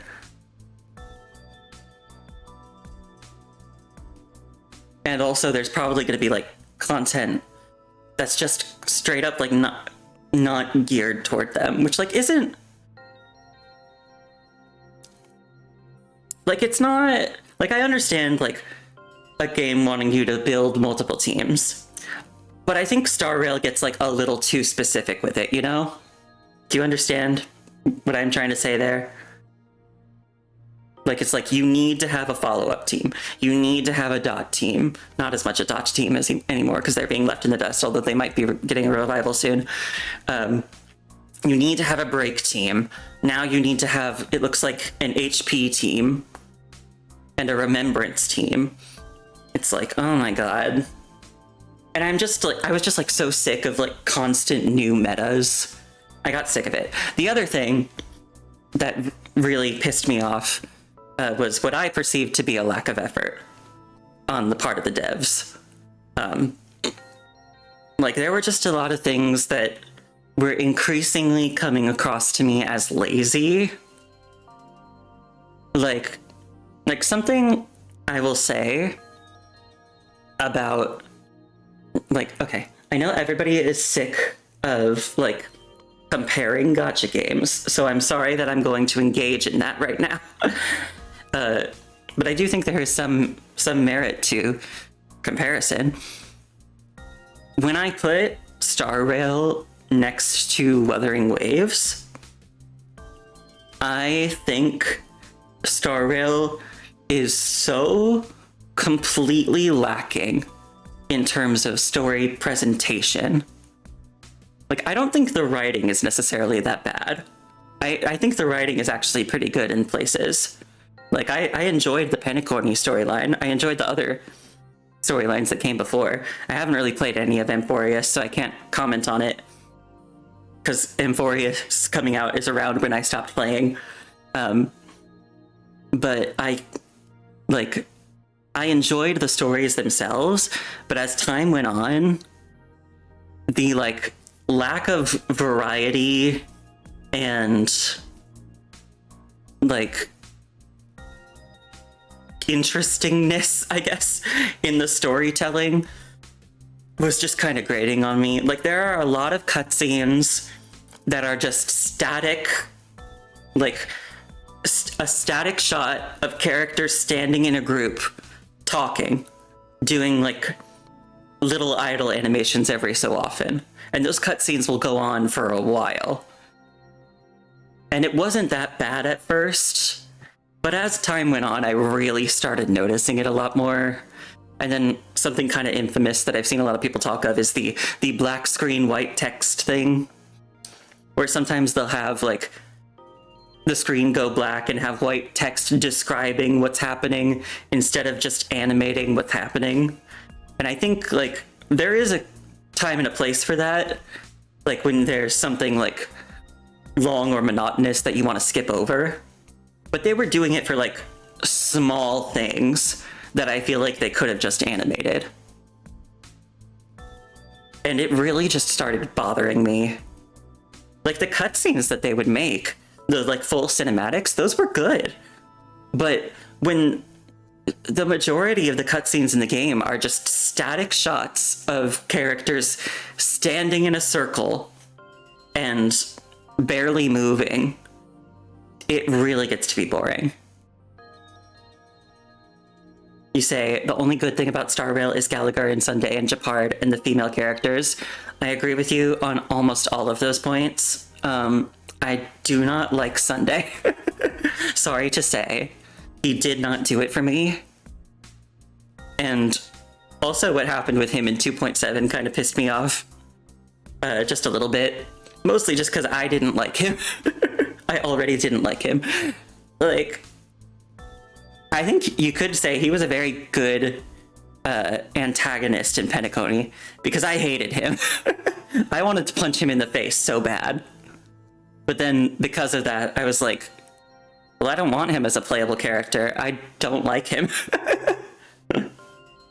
Which, I mean, it's fine that he is a playable character, because, like, that just means I won't pull for him. But what happened with him in 2.7 was, like, I was like, okay, why does this have to happen with, like, the one character that I would not want it to happen with? Does that make sense? Fandom interpretation that Don Hung in dragon form has double D action in specific arts. I didn't know about that, but I guess now I do. I will say, I do appreciate the hot men in Star Rail. I appreciate them. But yeah, there were just too many things piling up that were pissing me off, and eventually I was just like,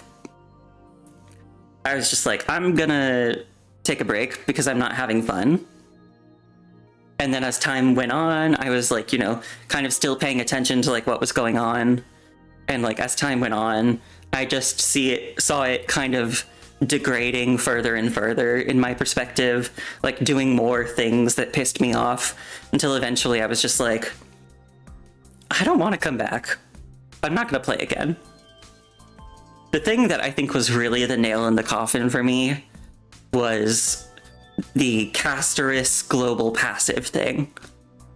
Because I will be real, I have literally never seen another gacha game do that. I've seen one do something similar, but the very different thing is there were characters with like global passives in one game, but very specifically, they were not characters that you had to gacha for. They were free characters that you could just get by grinding.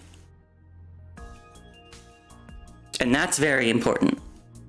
The Casterus thing, where it's like a gacha limited character who gives a like passive skill that affects everybody all the time in every team, whether she's there or not. I was just like, I hate that actually. I hate that. Because then that, like, and people have said like, yeah, it's not even that big a passive. It's just like, it's just a little thing. It shouldn't be that big a deal. In my opinion, it doesn't matter. Because regardless, it creates a situation where in every single case, every single like fight in this game, every case, everyone, you will be worse off if you don't have this specific character. Whereas like with other characters, even if a character was like super meta, you could at least you could at least kind of go without them a little bit, because like the most number of teammates you could have doing like end game modes would be 8. And if you're already using if you're using 8 different characters, then that's fine. Like, it's just an opportunity cost type thing.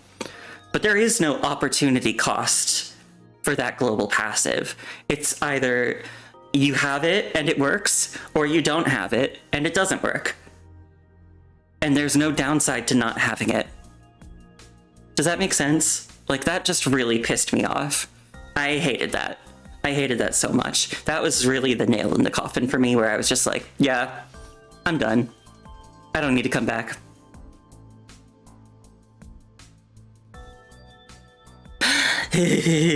More like Flop Kai. A little bit. A little bit. A little bit. A little bit. That's my whole tirade. Oh, yeah. I just really wanted to complain about it a little bit. And I guess I'll also continue briefly, because I don't think I really fully made the comparison that I was going to make. Like, if I put it next to Wuthering Waves, I feel like Wuthering Waves. Let me be clear. Wuthering Waves is not flawless. I will admit that. But what I see is a major disparity in terms of effort. Like, I feel like in Wuthering Waves, I can really see the effort and the detail that is put into this game. And that really makes me feel really good about it. I can see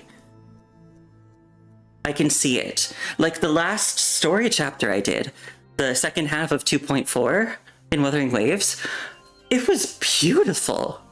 I loved it. And I don't even think it was necessarily like a super well-written story. It had so much to do with the presentation. Like, they went above and beyond with like the cinematics and the music, and it was so good. I loved it. I feel like a lot of that is lacking in Star Rail.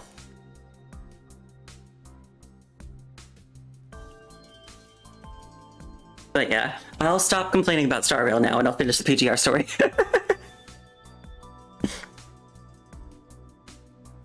We pick up where we left off with Lloyd, our handsome ascendant. Huh? What's someone doing in this godforsaken place? Is he a construct? His frame is severely damaged. Looks like he's badly injured. Wenka?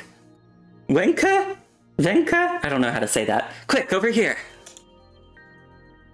Francis, contact Babylonia immediately. Tell them we need to adjust our plans and prioritize bringing back the injured. Copy that. I'll carry him. You go ahead and start up the transport. Report his ID number, and do whatever preliminary checks you can. 2 constructs seem to be moving back and forth across the sandy ground, their footsteps filling the area around his audio receptors. Also, to be clear, I am getting back to the game, not because I wasn't having fun in that conversation. I was having a lot of fun in that conversation, but just because I'm like, well, at this point, I've been yapping for like the better part of an hour. So I gotta get back. I gotta get back into it. Especially because I want to move on to Woo-Wah tonight as well. I say that so you all don't think that I'm being like I've had enough of this conversation, let's move on, because I was having a great time. It's somewhat noisy. But soon, a pair of strong arms hoists him up onto someone's shoulders. A pair of strong arms, you say? Only one path. No. It's all wrong. There's no way out anymore. Huh? What did you say? It was... The person carrying him listens attentively to his delirious mumbling, then falls into an awkward silence. Don't worry. It's all over now. You're still alive. No matter what happened before, you've managed to escape. That's already a victory. You're a real hero. These childlike words of comfort reach him, his eyelids parting slightly. He lies half dead on the construct's shoulders. The first thing he sees is a plain ring hanging from a thin metal chain, swinging back and forth against the construct's chest as he runs steadily. A ring? You're awake? Ah, this is my wedding ring. The middle-aged male construct covers the wedding ring hanging from his neck as he asks about his condition with concern. Do you remember who you are? Which unit do you belong to? Your construct form doesn't look like any standard model I've seen. Are you from an elite squad? I can't find any matching frame ID number. Lloyd's mind instinctively tenses up through the haze. He confirms these 2 constructs don't share the same origin as him. He's an outcast, and outcasts always meet the same sickening fate, if he strikes first. Could you be from those legendary secret forces? Am I overthinking it? but I really don't see an invert device on you. Well, forget it. Let's just take you back for now. Remember to thank Francis properly later. If he hadn't spotted you with his sharp eyes, you would have been buried alive in the sand. Alright, Francis, let's go. Lenka boards the transport vessel and carefully places Lloyd in the seat designated for injured personnel, meticulously securing his safety restraints. In this strangely reassuring atmosphere, he slips back into unconsciousness. Lenka and Francis take Lloyd back to Babylonia. Upon arrival, Lloyd recognizes the interior layout and the characters for Babylonia, finding it all too familiar. He immediately loses it and begins struggling frantically. But he's quickly restrained by the reception staff at the transport dock. Calm down. Please, sedate him immediately. Why is he reacting so strongly? What happened to you on the ground? Maybe we should get him a memory data cleanse. Ugh! No cleansing! No! Don't kill me! I've already escaped! Okay, we won't cleanse anything. Calm down. Your mind is experiencing severe fluctuations. Just calm down and it'll... Going on? This guy's mind model is different from Babylonia's constructs too. Gosh, I can use recall. I can't die! Recall? Lloyd's severe injuries leave him too weak for his punches and kicks to be effective. Lenka and Francis firmly restrain his limbs, and after the staff administer a sedative, he collapses reluctantly onto the examination bed. Which team are you from? He glares at the staff member, imagining the last person who forcibly cleared his data, now dead at the hands of the awakened Lloyds. To kill her. How to fight back. Ugh. A karate chop lands on Lloyd's forehead, leaving him dazed. Don't waste their time. The sooner you cooperate and answer our questions, the sooner you can go back and rest. I'll go one. That's right, you should have listened to your leader. Which team are you from? I don't remember. Fine, you don't remember. What's your name? You should at least remember that, right? Lloyd shifts uncomfortably, instinctively looking toward Lenka and Francis. If you can't remember your code name, just tell us your real name. You'll probably end up on our team once you pass the screening anyway. Mako. No, that's not it. What? Why do you find this to be more humorous? Maybe because of the misunderstanding? Like, it's like, oh, buddy. You're really doing the wrong thing. and unknowingly, these people are very much doing the wrong thing for what Lloyd has gone through. Lloyd. My name is Lloyd.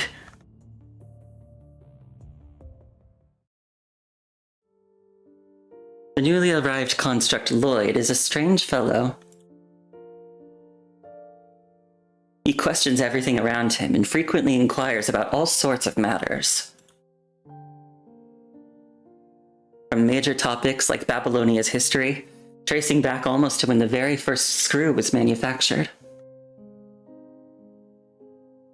to minor details like a staff member's life story, practically tracing their family tree back 18 generations. His attitude doesn't seem to harbor any ill intent, but it's undeniably strange nonetheless.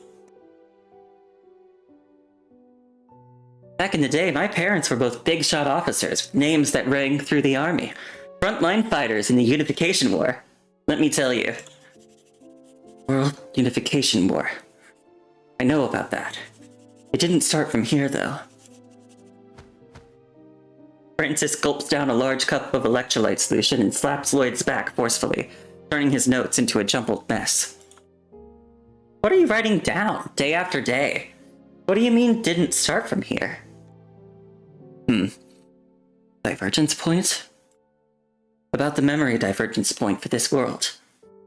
My old world still has this memory, so the divergence doesn't start there. Please continue, Francis. I've told you 1,000 times not to use honorifics in private. I don't think he did, but whatever. Probably in Chinese. Everything was fine before that. They had us late in life, my unruly brother and me, and then, boom! Punishing burst out, along with the 0-point energy ignition. We were just kids when the ignition happened. I only remember everyone waiting for the global broadcast. Then came all that static from the bad signal. Static. Lloyd gazes silently into Francis's eyes. In his deep mind, he possesses the exact same memories of these past events. The static destroyed everything, all because of punishing. They all died. Lloyd, do you know what this most screwed up era in history looks like? I probably wouldn't know. Lloyd answers softly. While he goes along with Francis's words, his mind drifts to the counterfeit Eden Type 3 and the San Lorenzo gambling facility beneath it. The phantom sensation of the putrid stench of playing cards and casino chips wafting in his olfactory modules. It's right now. This dogshit new world punishing brought us, where someone died is just another ordinary day. Everyone died so meaninglessly, like characters a novelist hates, carelessly killed off without a second thought. All gone. My parents, little brother. In the end, I was the only one left, boarding Eden Type 2 in such a way. Eden Type 2. Lloyd's pen suddenly freezes. I boarded Eden Type 3. So that's it. This is the divergence point. Lloyd! Listen, if you've got those high-speed rotating power arms to enter Babylonia, you've gotta mix number 9 alcohol flavor electrolyte with machine oil. And in the old Auto-Dodo ruins, everybody has to wear these ancient comm pieces. Francis is drunk.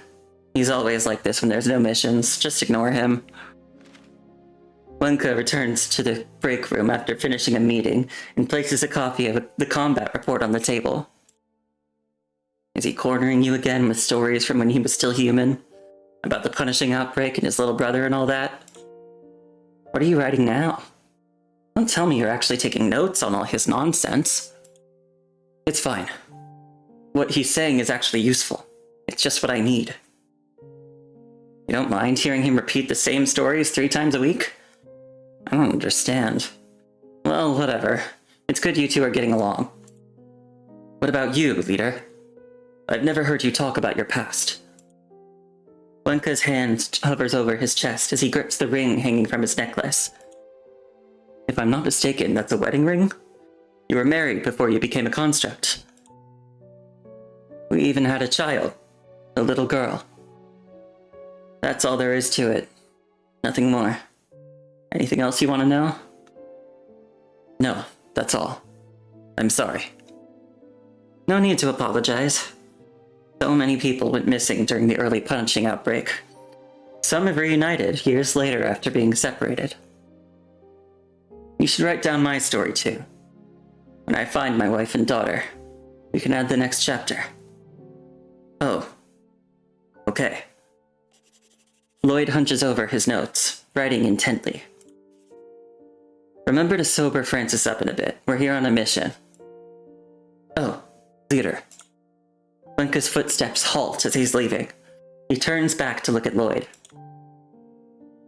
If something's wrong with this world, what would be the root of that error? The punishing virus. It's all the punishing virus's fault. What if the punishing virus was inevitable? What if this is the path humanity must adapt to in order to evolve? I've always felt that the world becoming like this isn't just because of the punishing. Even during the glorious Golden Age, there must have been unseen parts silently rotting away. You're overthinking this. In an area where basic necessities are the top priority, you're far from needing to consider such questions. This is Babylonia, If there's only one place in the world that can barely maintain a semblance of order, it's probably here. No one will erase your memory data without reason, and as long as you don't defect, no one will decommission you. You keep obsessing over the past and the people you've lost. Someday you'll collapse under the weight of your memories. Let's get ready to move out, Lloyd. We'll head down to the surface, take out a few corrupted, return with victory, and have some electrolyte drinks with Francis. You can gradually get used to life in Babylonia. Understood. I won't collapse in the old world. Never will I collapse in the old world. Ugh! Outside the perimeter, a corrupted tears off a chunk of Lloyd's bionic skin with its jaws. This joint operation has turned into a disaster. All personnel are surrounded by corrupted. Each squad has suffered heavy losses, with Wenka and Francis already fallen within the encirclement. Lloyd, retreat! Wait for backup! Hurry and leave with the other squads! It'd be a damn waste if we all died here! I'm not leaving! Despite his teammates' angry shouts, Lloyd delivers a powerful kick, determined to break free from the corrupted's grip. The scene before him begins to flicker, memories playing out like a video before his eyes. I won't leave. If I retreat alone, everything will be lost. He squeezes his eyes shut, and when they open again, he pulls the blade from the ground. Lloyd! Let me slash! Let me kill! Let me charge at the vanguard! I can use recall anyway. As long as I never die, as long as I'm the one standing at the front, everyone will... Punishing won't be able to take anyone from his side ever again. What nonsense about recall? I've never seen such a thing with my own eyes, and I don't care what others say. I don't believe... Everyone must survive! Before Francis can finish his sentence, Lloyd has already broken through the encirclement and darted in front of them, carrying half of a severed corrupted. Vital fluid patters to the ground, dripping in front of the two of them. Were you planning to abandon me just now? Get up. The leader is severely wounded. Francis, you carry him away. I'll cover the rear. But you're also... Trust me, I won't die. I can use recall freely. Lloyd helps position the injured Wenka onto Francis's back. You all told me not to dwell on the past. I believe you, so I'm asking you to survive. Just don't become part of my old world. You all said punishing is to blame, and I believe that too. So, I'll be the one to correct it. I just need to eliminate all mistakes. Vital fluid continues to drip to the ground, but he refuses to fall to his knees, using his knife to prop himself up. He gives his two comrades a smile of genuine survival, the first such expression since his escape from the false old world. It's as if he's answering all those Lloyds who fell before the threshold of the new world, responding to their collective question. Lloyd, why don't you keep running? Please survive. I'm begging you. I'll keep running too.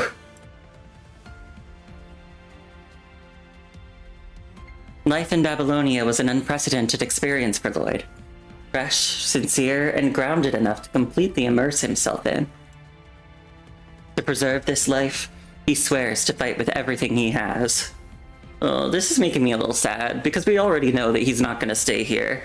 He's going to be an Ascendant. So something's going to happen to put him on that path. Even if his bionic skin is torn off, mechanical skeleton is shattered, power core is damaged, and vital fluid is drained, he must still fight. Being wounded on the battlefield no longer means being discarded as defective, nor having his memory data wiped after every mission. So, even if battle brings pain, it's insignificant compared to the contentment and security it brings him. Whenever he opens his eyes again, Lenka and Francis are always there.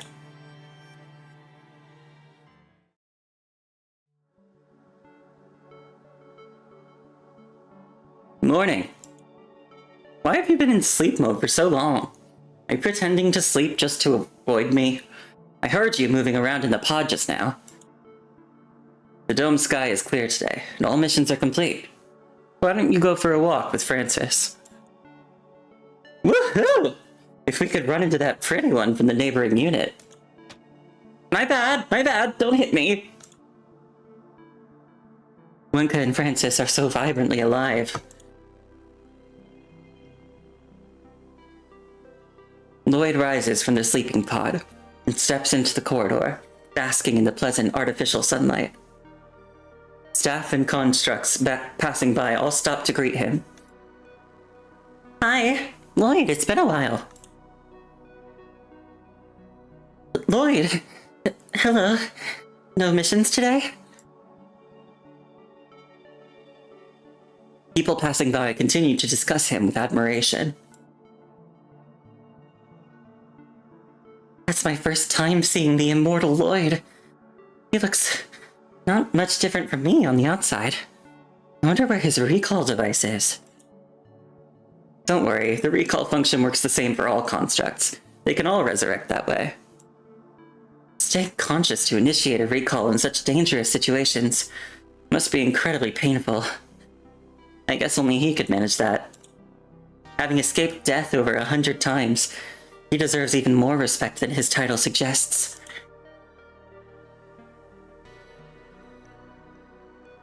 People converse as they walk past him, while Lloyd witnesses this scene. The rumors about the immortal Lloyd and his own existence beneath that dazzling reputation. He slightly lowers his eyes in the sunlight. They're just rumors. I've never used recall. After leaving Madame Manzano's laboratory, he naturally became unable to perform the so-called recall. Collective consciousness without physical support is nothing but an illusion. Thus, he remains the last Lloyd in the world. As for the rumors of his immortality, they're merely a mantra he uses to sustain himself. His true immortality is a reality carved out through countless battles, one strike at a time. Oh, he's unknowingly contributing to the propaganda machine. I just cherish this new world. He has finally grown accustomed to Babylonia's warm sunlight. Have I been in Eden Type 2 for a long time? An unfamiliar voice responds to him from a distance. Quite a while. Over a year, I'd say. I've been observing you for at least a year now. Gabriel! And it seems I must really like this new world. Time's flow seems to have been secretly accelerated. He feels as if he's moved through these frames for just a moment, yet in reality, more than a year has already passed. Over a year is enough time for the military to notice the small immortality rumors surrounding Lloyd. They heavily promoted these stories, converting them into a miracle to inspire their soldiers. Doesn't it bother you that Babylonia is using your efforts to fabricate lies? I don't mind. It's a small matter, hardly deserving to be called a lie. Besides, it provides another pillar of support for those people living in the sunlight. That's a good thing. A good thing. You're far from understanding what the greatest mistake in this world truly is. Wait, who are you? You can't see the root of mistakes, which is why you keep making them. The source of errors is obviously the punishing.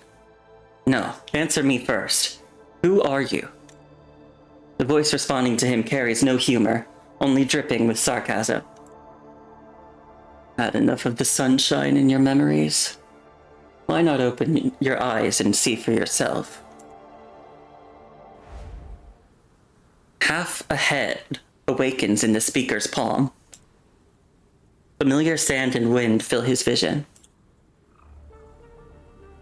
Lloyd's halved head is held aloft by the speaker, cruelly forced to survey the surroundings. Francis, along with the constructs he encountered that morning in Babylonia's corridors, All lie impaled in the sand, their bodies broken and twisted. I'm not the one who destroyed your new world. They did it to themselves. That man who greeted you several times was a defector, the insulting term Babylonia uses for those who yearn for the Ascension Network's favor. I was interested in you, so he made a deal with me to lure you here. But you and your squad chose to battle me. I suppose I could commend your bravery. Your flailing weapons were annoying, so I removed your limbs. But you insisted on attacking me like a dog, trying to bite me. Why put yourself through that? I had no choice but to reduce you to this state. The half-head trembles violently in the enemy's palm. Oh, that's fucked up. You don't see your leader among them, do you? Don't worry too much. He escaped alive.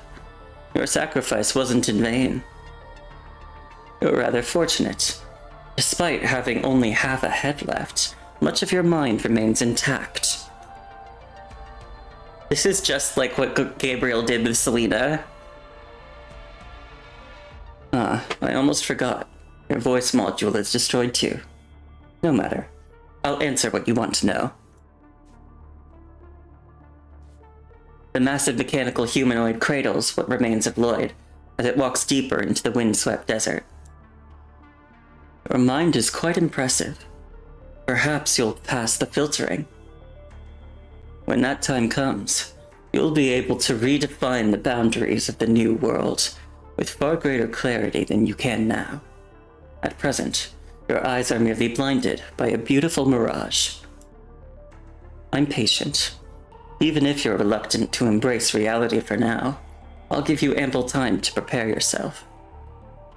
Once you possess eyes that can see through to the truth, your return to the Ascension Network will become inevitable. Oh, right. You can call me Gabriel. One of the Ascendants searching for the Ascension Network.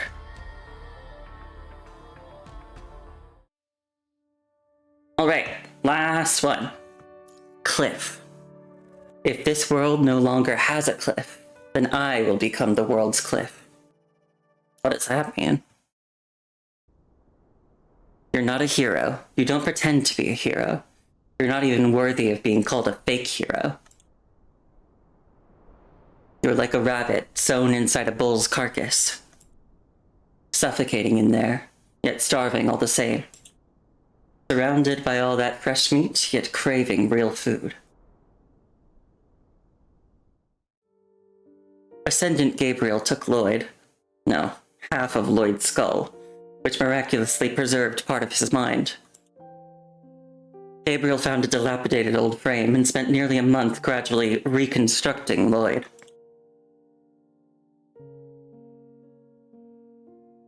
At first, Lloyd remained unresponsive, lost in the overwhelming grief of suddenly losing his companions. Once his voice module connected successfully, Lloyd awoke from his trance and immediately began cursing the Ascendant who had destroyed everything. But Gabriel ignored him, blocking Lloyd's voice module and continuing to focus intently on his creation. When his upper limb circuits connected successfully, Lloyd reached out to strangle Gabriel, only to be pinned to the frame by metal spikes. By the time his lower limb connection was complete, it had been exactly 33 days. Lloyd seemed to have abandoned any thoughts of escape. He remained silent while pinned to the frame, allowing Gabriel to reposition him once more. You may speak now. Your noise was too loud earlier and interfered with my creative process, so I had to quiet you down. Then I'll ask the first question. You've clearly passed the Ascension Network's filtering process. Why won't you simply comply and join? I've witnessed you kill them with my own eyes. Do you really think I would ever join forces with you? Why not? They were wrong, and the old world you despise is actually right. I stand on the side of truth. I refuse to discuss such revolting notions of right and wrong with you.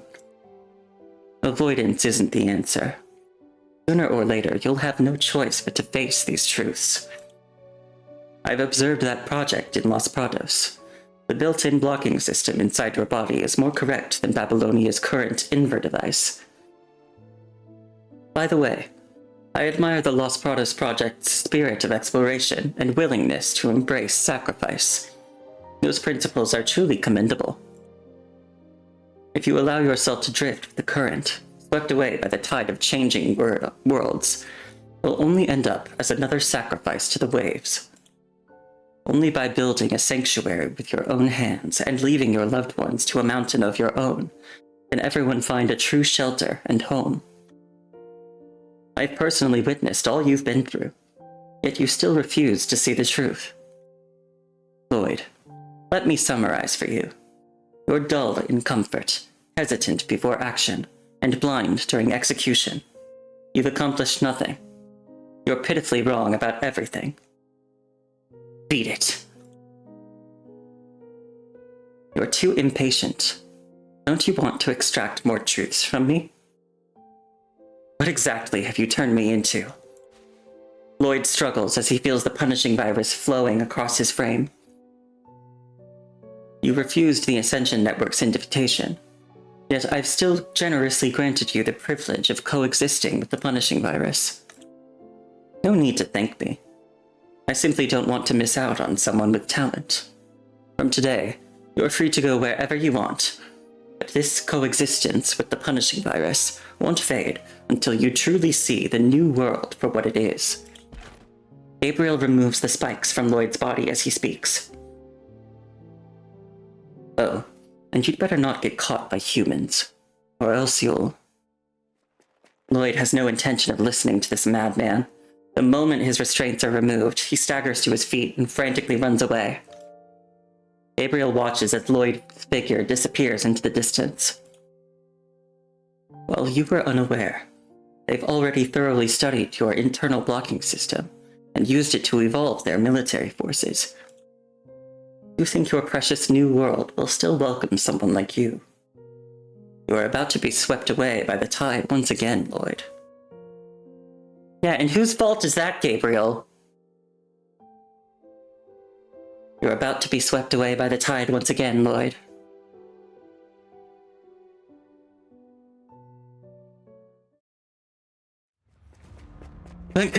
Captain, is anyone there? He stumbles back to where his entire team was wiped out, but it's been over a month since Gabriel took him away. Even the bodies have long been buried. Something must still be here. He digs frantically through the sand, finding only a single piece of leg armor that belonged to Francis. Nothing remains. He gently caresses the lone remnant and sinks to the ground. I grew attached to the gray Mako squad from the old world, and all that's left is a piece of Mako 2's shoulder armor. I grew attached to my Babylonia team in this new world, and all that's left is a piece of Francis's leg armor. Wasn't it supposed to be the punishing virus's fault? All of it? I escaped from Madame Manzano's false Eden Type 3 because I wanted to survive. I wanted everyone to survive. I never asked to be a leader, let alone a hero. Yes, I avoided that responsibility. But was that alone so wrong? Why am I punished just for being swept along by the tide?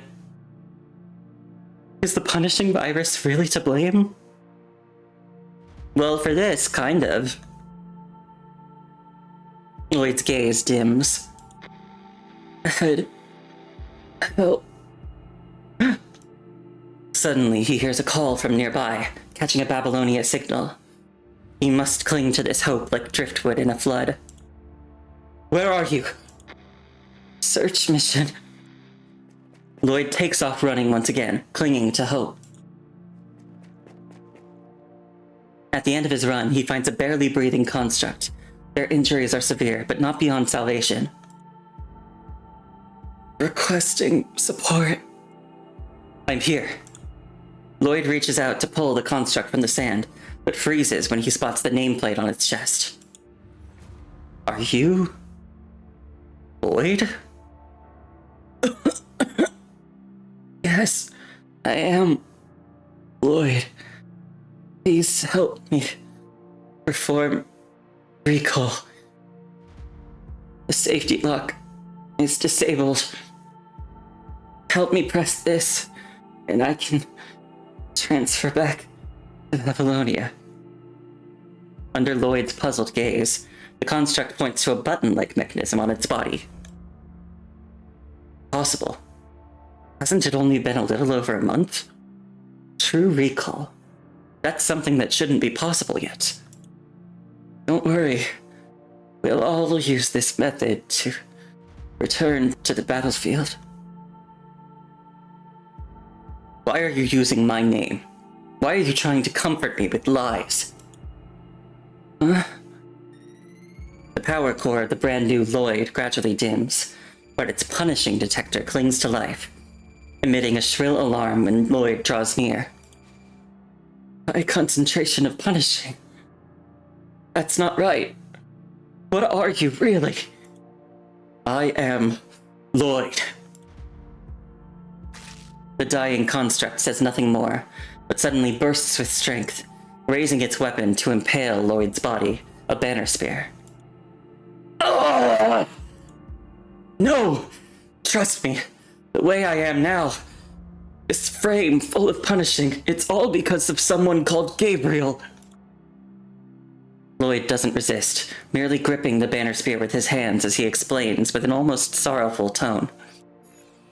But the dying construct has no chance to hear his explanation, its final attack seemingly accelerating its own death. The power core dims completely, emitting one last muffled sound. No. It shouldn't have this name. How could it have this name? Lloyd tears the nameplate from the remnants and examines its personal belongings. This is my notebook. Lloyd finds his notebook. The pages are well preserved, even covered with fresh protective film.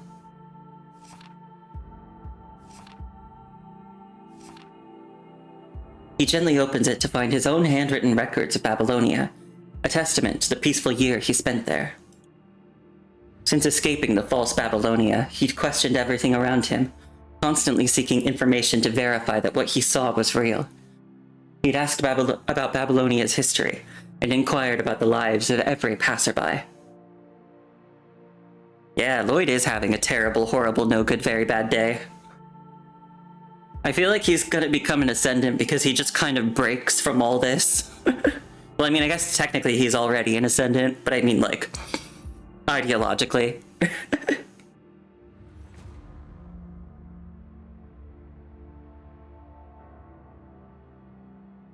Lloyd cradles the notebook in his hands. He'd lost the ability to mourn himself, but now clearly realizes someone has been continuing his existence. In the next moment, the terminal still attached to the remains activates once more. From it comes yet another unfamiliar male voice, but the words spoken are exactly the same. Lloyd here. Approaching target. He doesn't answer again. A new Lloyd is about to arrive, while the real Lloyd chooses to leave. After that, the wind-blown sands continue to rage for a long time. So long that even the last Lloyd met his end at the hands of that red-haired construct. So long that even Gabriel has vanished without a trace. So long that even the armor remnants of old friends have been completely eroded by the wind-blown sand.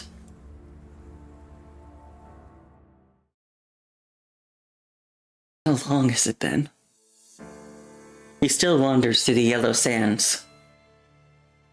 So long that even their remaining armor is completely gone now. Even Gabriel has vanished without a trace. He'd better be dead. Well, I don't know if he's dead at this time, but he definitely is by the present day. So, take comfort in that, Lloyd. Even the last Lloyd was eliminated by that red-haired construct. Just as well. Searching for Wenka has become pointless. I no longer need to prove my identity. As long as I remain in this punishing, contaminated state, I can never return to Babylonia. But why have I still come all this way searching? He stands still behind the speeding golden train, watching as it recedes into the distance. Wenka is on that train.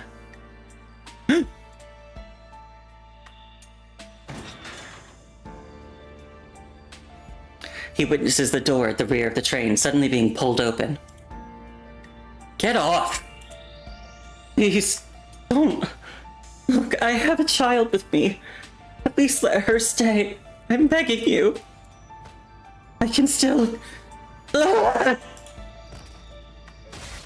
With the man's agonized scream, these pitifully dressed people, including the father and daughter, are thrown from the train. Their bodies slam hard against the tracks, broken into pieces by the unyielding rails. Taken care of. Reloading off our rations for 3 months in the rear car. Finally, they're dealt with. It's sickening just to look at.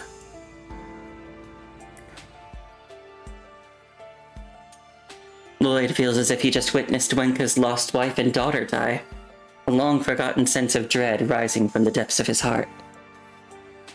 Wenka really be in a place like this?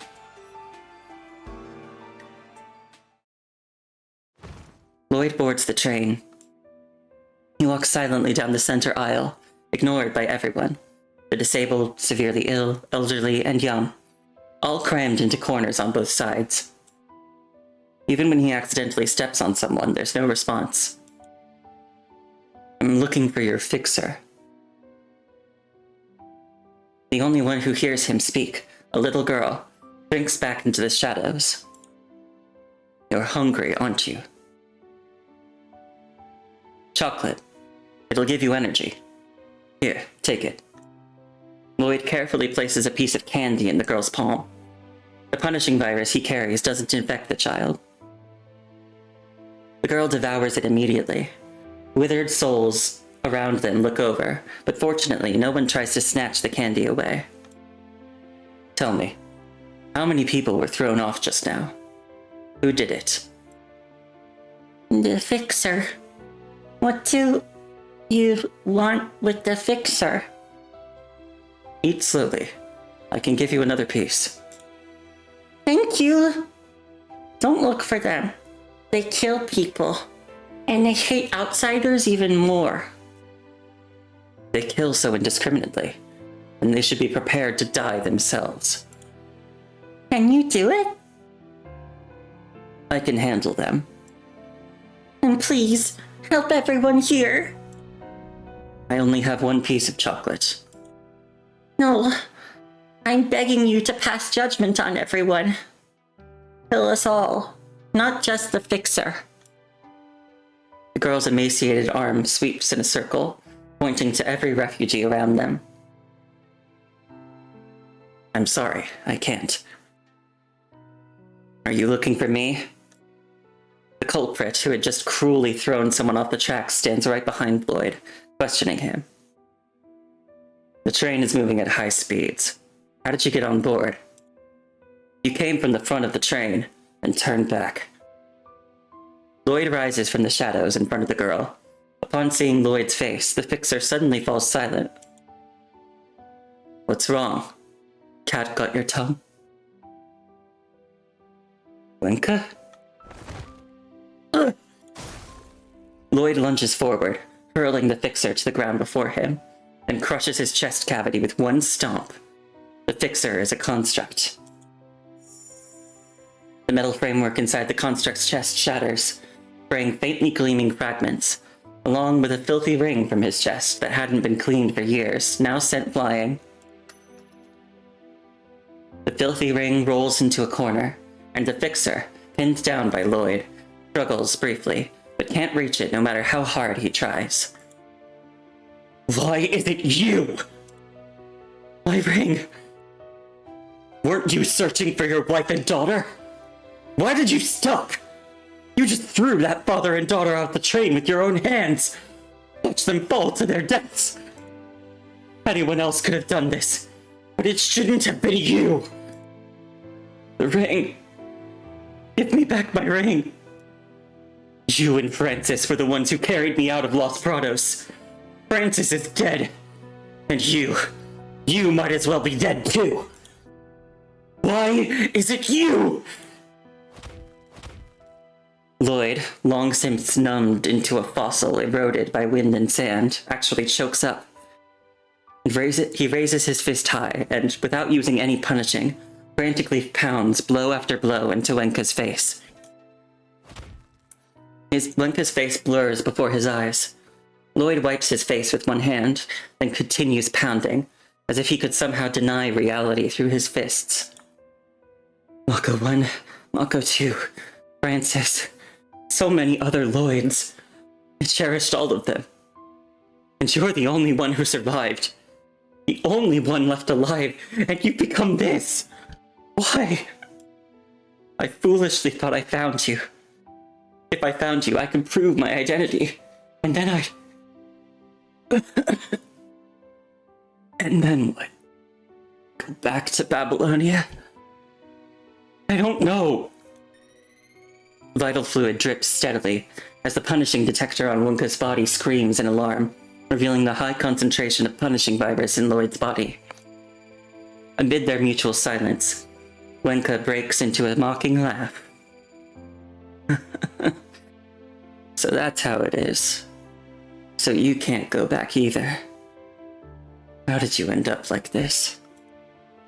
It's not time for me to answer that yet. How did you become like this? Just like you, I've seen the true face of this world. I can't go back to that haven for good people. Lenka struggles to reach for a ring in the corner. He hooks the metal chain with his pinky finger and clutches it in his palm with utmost tenderness. You know my story.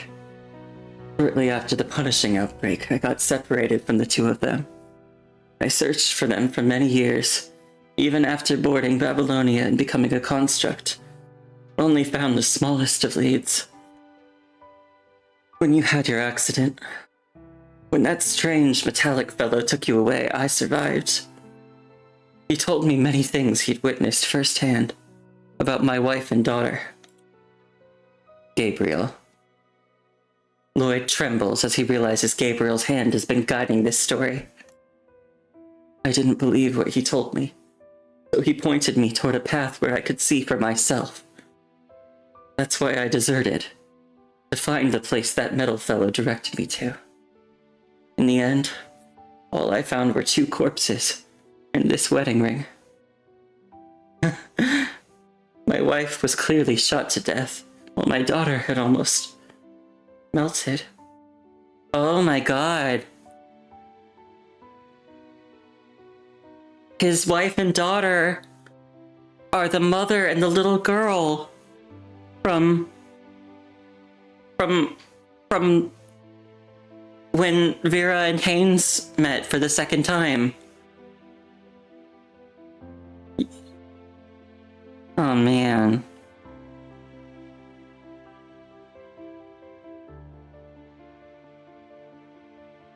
He said he saw the 2 of them escaping in a vehicle, but a fight broke out on board over resources. My wife's gun was taken from her, and they became nothing more than insignificant casualties. Oh, that fight was not over resources, buddy. That fight was because of a madman. And ironically, a madman who was being puppeted by Gabriel. So yeah, Gabriel was lying to you, buddy. You understand what I'm saying? The punishing disaster didn't kill them. They fought to survive all that way, held on for so long, only to be murdered by other people. I mean, that's technically true, but you're missing valuable context. Don't just stand there in a daze. Stop avoiding the truth. I'll say it again. People kill each other. I've tamed myself into a jackal on this train, feeding on any carrion I find. That guy we just threw off, he couldn't feed himself, so he repeatedly traded his own daughter for food. Become numb to such sights. That kid was right. If you're going to play hero and pass judgment, then purge all the rotting flesh in this rear carriage. A single chocolate bar won't save this train. And a Lloyd who just goes with the flow won't save this place where people murder each other. Why has the heroic immortal Lloyd fallen silent?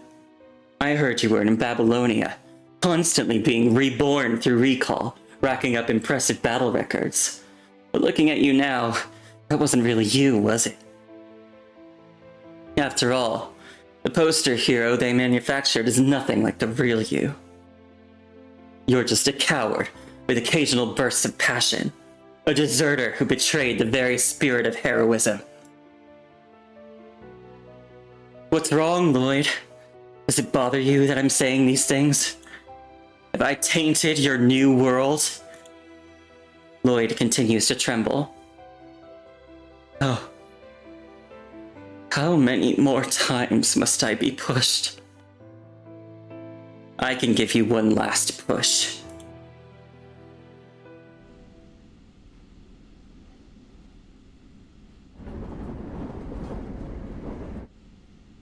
The train races forward through the yellow sands. No one knows that a dramatic change is brewing in the last car. It's about to detach and derail. Someone pushed Lloyd, pushing him off the train. An earth-shattering explosion erupts, finally liberating the rotten flesh that was destined to derail. The lone gray figure, cradling a small human girl, traverses the endless yellow sands, legs pushing forward through billowing dust, breaking into a run. Completely numb to the world, he begins one last aimless run, just like when he had led countless Lloyds in their escape from the false paradise of Babylonia. The punishing virus on his body slowly corrupts the girl, yet he refuses to put her down. My skin hurts. It'll be worse if I put you down. Just hold on a little longer. We'll make it out of here soon. Are you going to be my father? Do you want a father? If that's what you want, then I could... Oh, I've seen my friend's father. He didn't seem like a good thing. Please don't. I'm sorry. Then I'll never be your father. I'll be your partner instead, okay? Okay, partner. Where are we going? To the end of the road. Does the desert have an end? There should be. If it's like Los Prados, then the end should be a cliff. Back then, he felt lost when facing the cliff. Now he realizes that the cliff is his salvation. If he jumps off it, everything can restart in a better new world. I'm no longer threatened by punishing, able to run to more places, to see more of reality. But it's all just deeper despair. Each dramatic scene is no less tragic than Wen's stories, to the point where dying in the sandstorm has become a merciful end. Are you crying? Yes, I'm grieving for a tremendous tragedy. He remembered the words that cowardly Lloyd shouted when escaping from the fake Babylonia. We'll definitely meet again in the sunlight. Meet again in the sunlight. Tell me, will there be a new world this time? Please tell me that this world is still just a ruin belonging to the old me. I don't know. I've never seen any other kind of world. It hurts. The exhausted girl rests her head against his chest, where there's no heartbeat, only the humming of mechanical parts driven by the punishing virus. I'm sorry. He holds the girl tightly, the last two souls in the old world clinging to each other. He stops in the wind-blown sand, abandoning his hesitation and weakness. After Wenka's final push, he finally sees everything with perfect clarity. This world no longer has an end. No cliff I can jump from to separate truth from illusion. The fault doesn't lie entirely with the punishing virus. This world corrupts good people, and human civilization had already begun rotting from within long ago. If I don't want to die in chaos, I should have stopped drifting with the current long ago. He sees clearly through the boundless storm of sand and wind. If this world no longer has a cliff, then I will become the world's cliff. Friend, what's your name? I want to save you. At the very least, I want to help you.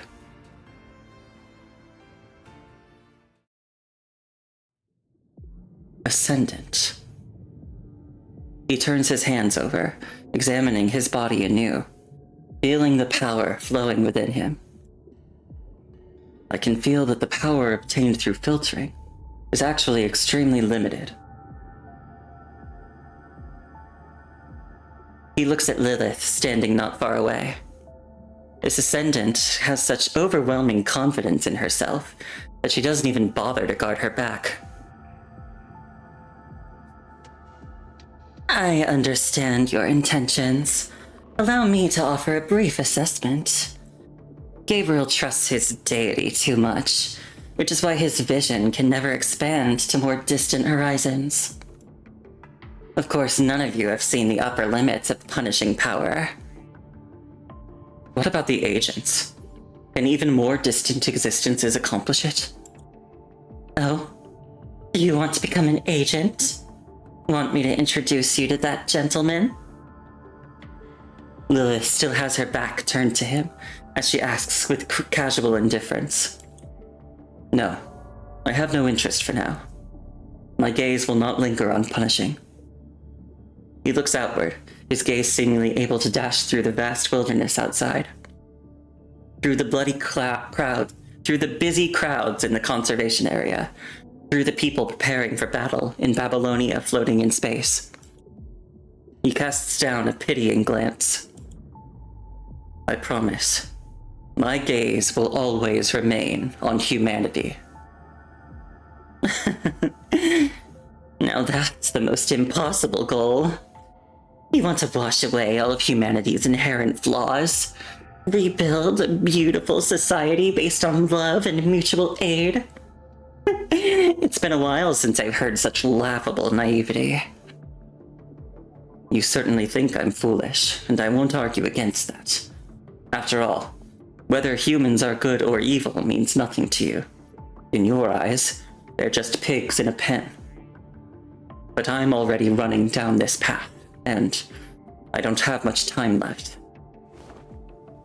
No need to explain yourself to me. I've already agreed to your deal. Fine.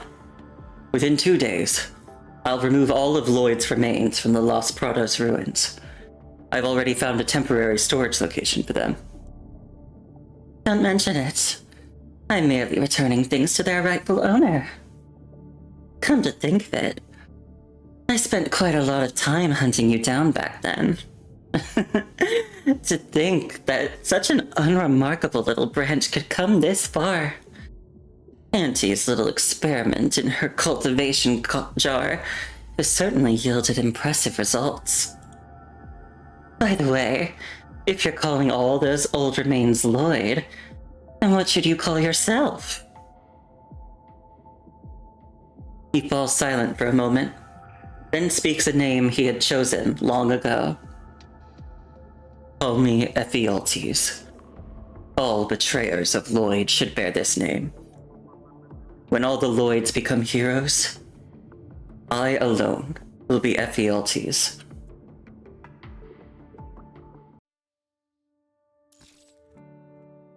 And thus, a villain is born. Oops. Interesting indeed. And we know from the end of this that he's not dead. He's still out there. So he'll probably be a problem again in the future. Fun.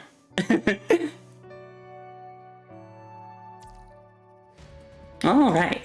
Let me see if I have any serum to spend. Oh, not enough. Alright. I'm gonna switch over to Weathering Waves now. Sorry for the black screen for a little bit. If I had a, like, transitions thing, I'd use it. But I don't yet.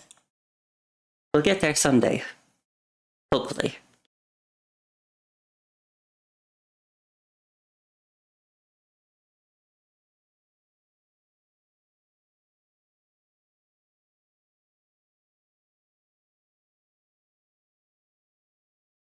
Oh, also, in VODs, or like the archive of this on YouTube, I'll probably separate the video here, just so that I can have like the PGR story and the WUA story in like different videos, and they're not kind of forced to be together, if that makes sense. So I guess in the YouTube version of this, I'll say goodbye now. Thanks for coming. Thanks for watching. And I hope you all have a really good day. But if you're here in the real life, or not in the real life, if you're here watching the stream, I'm going to switch over to WUWA now.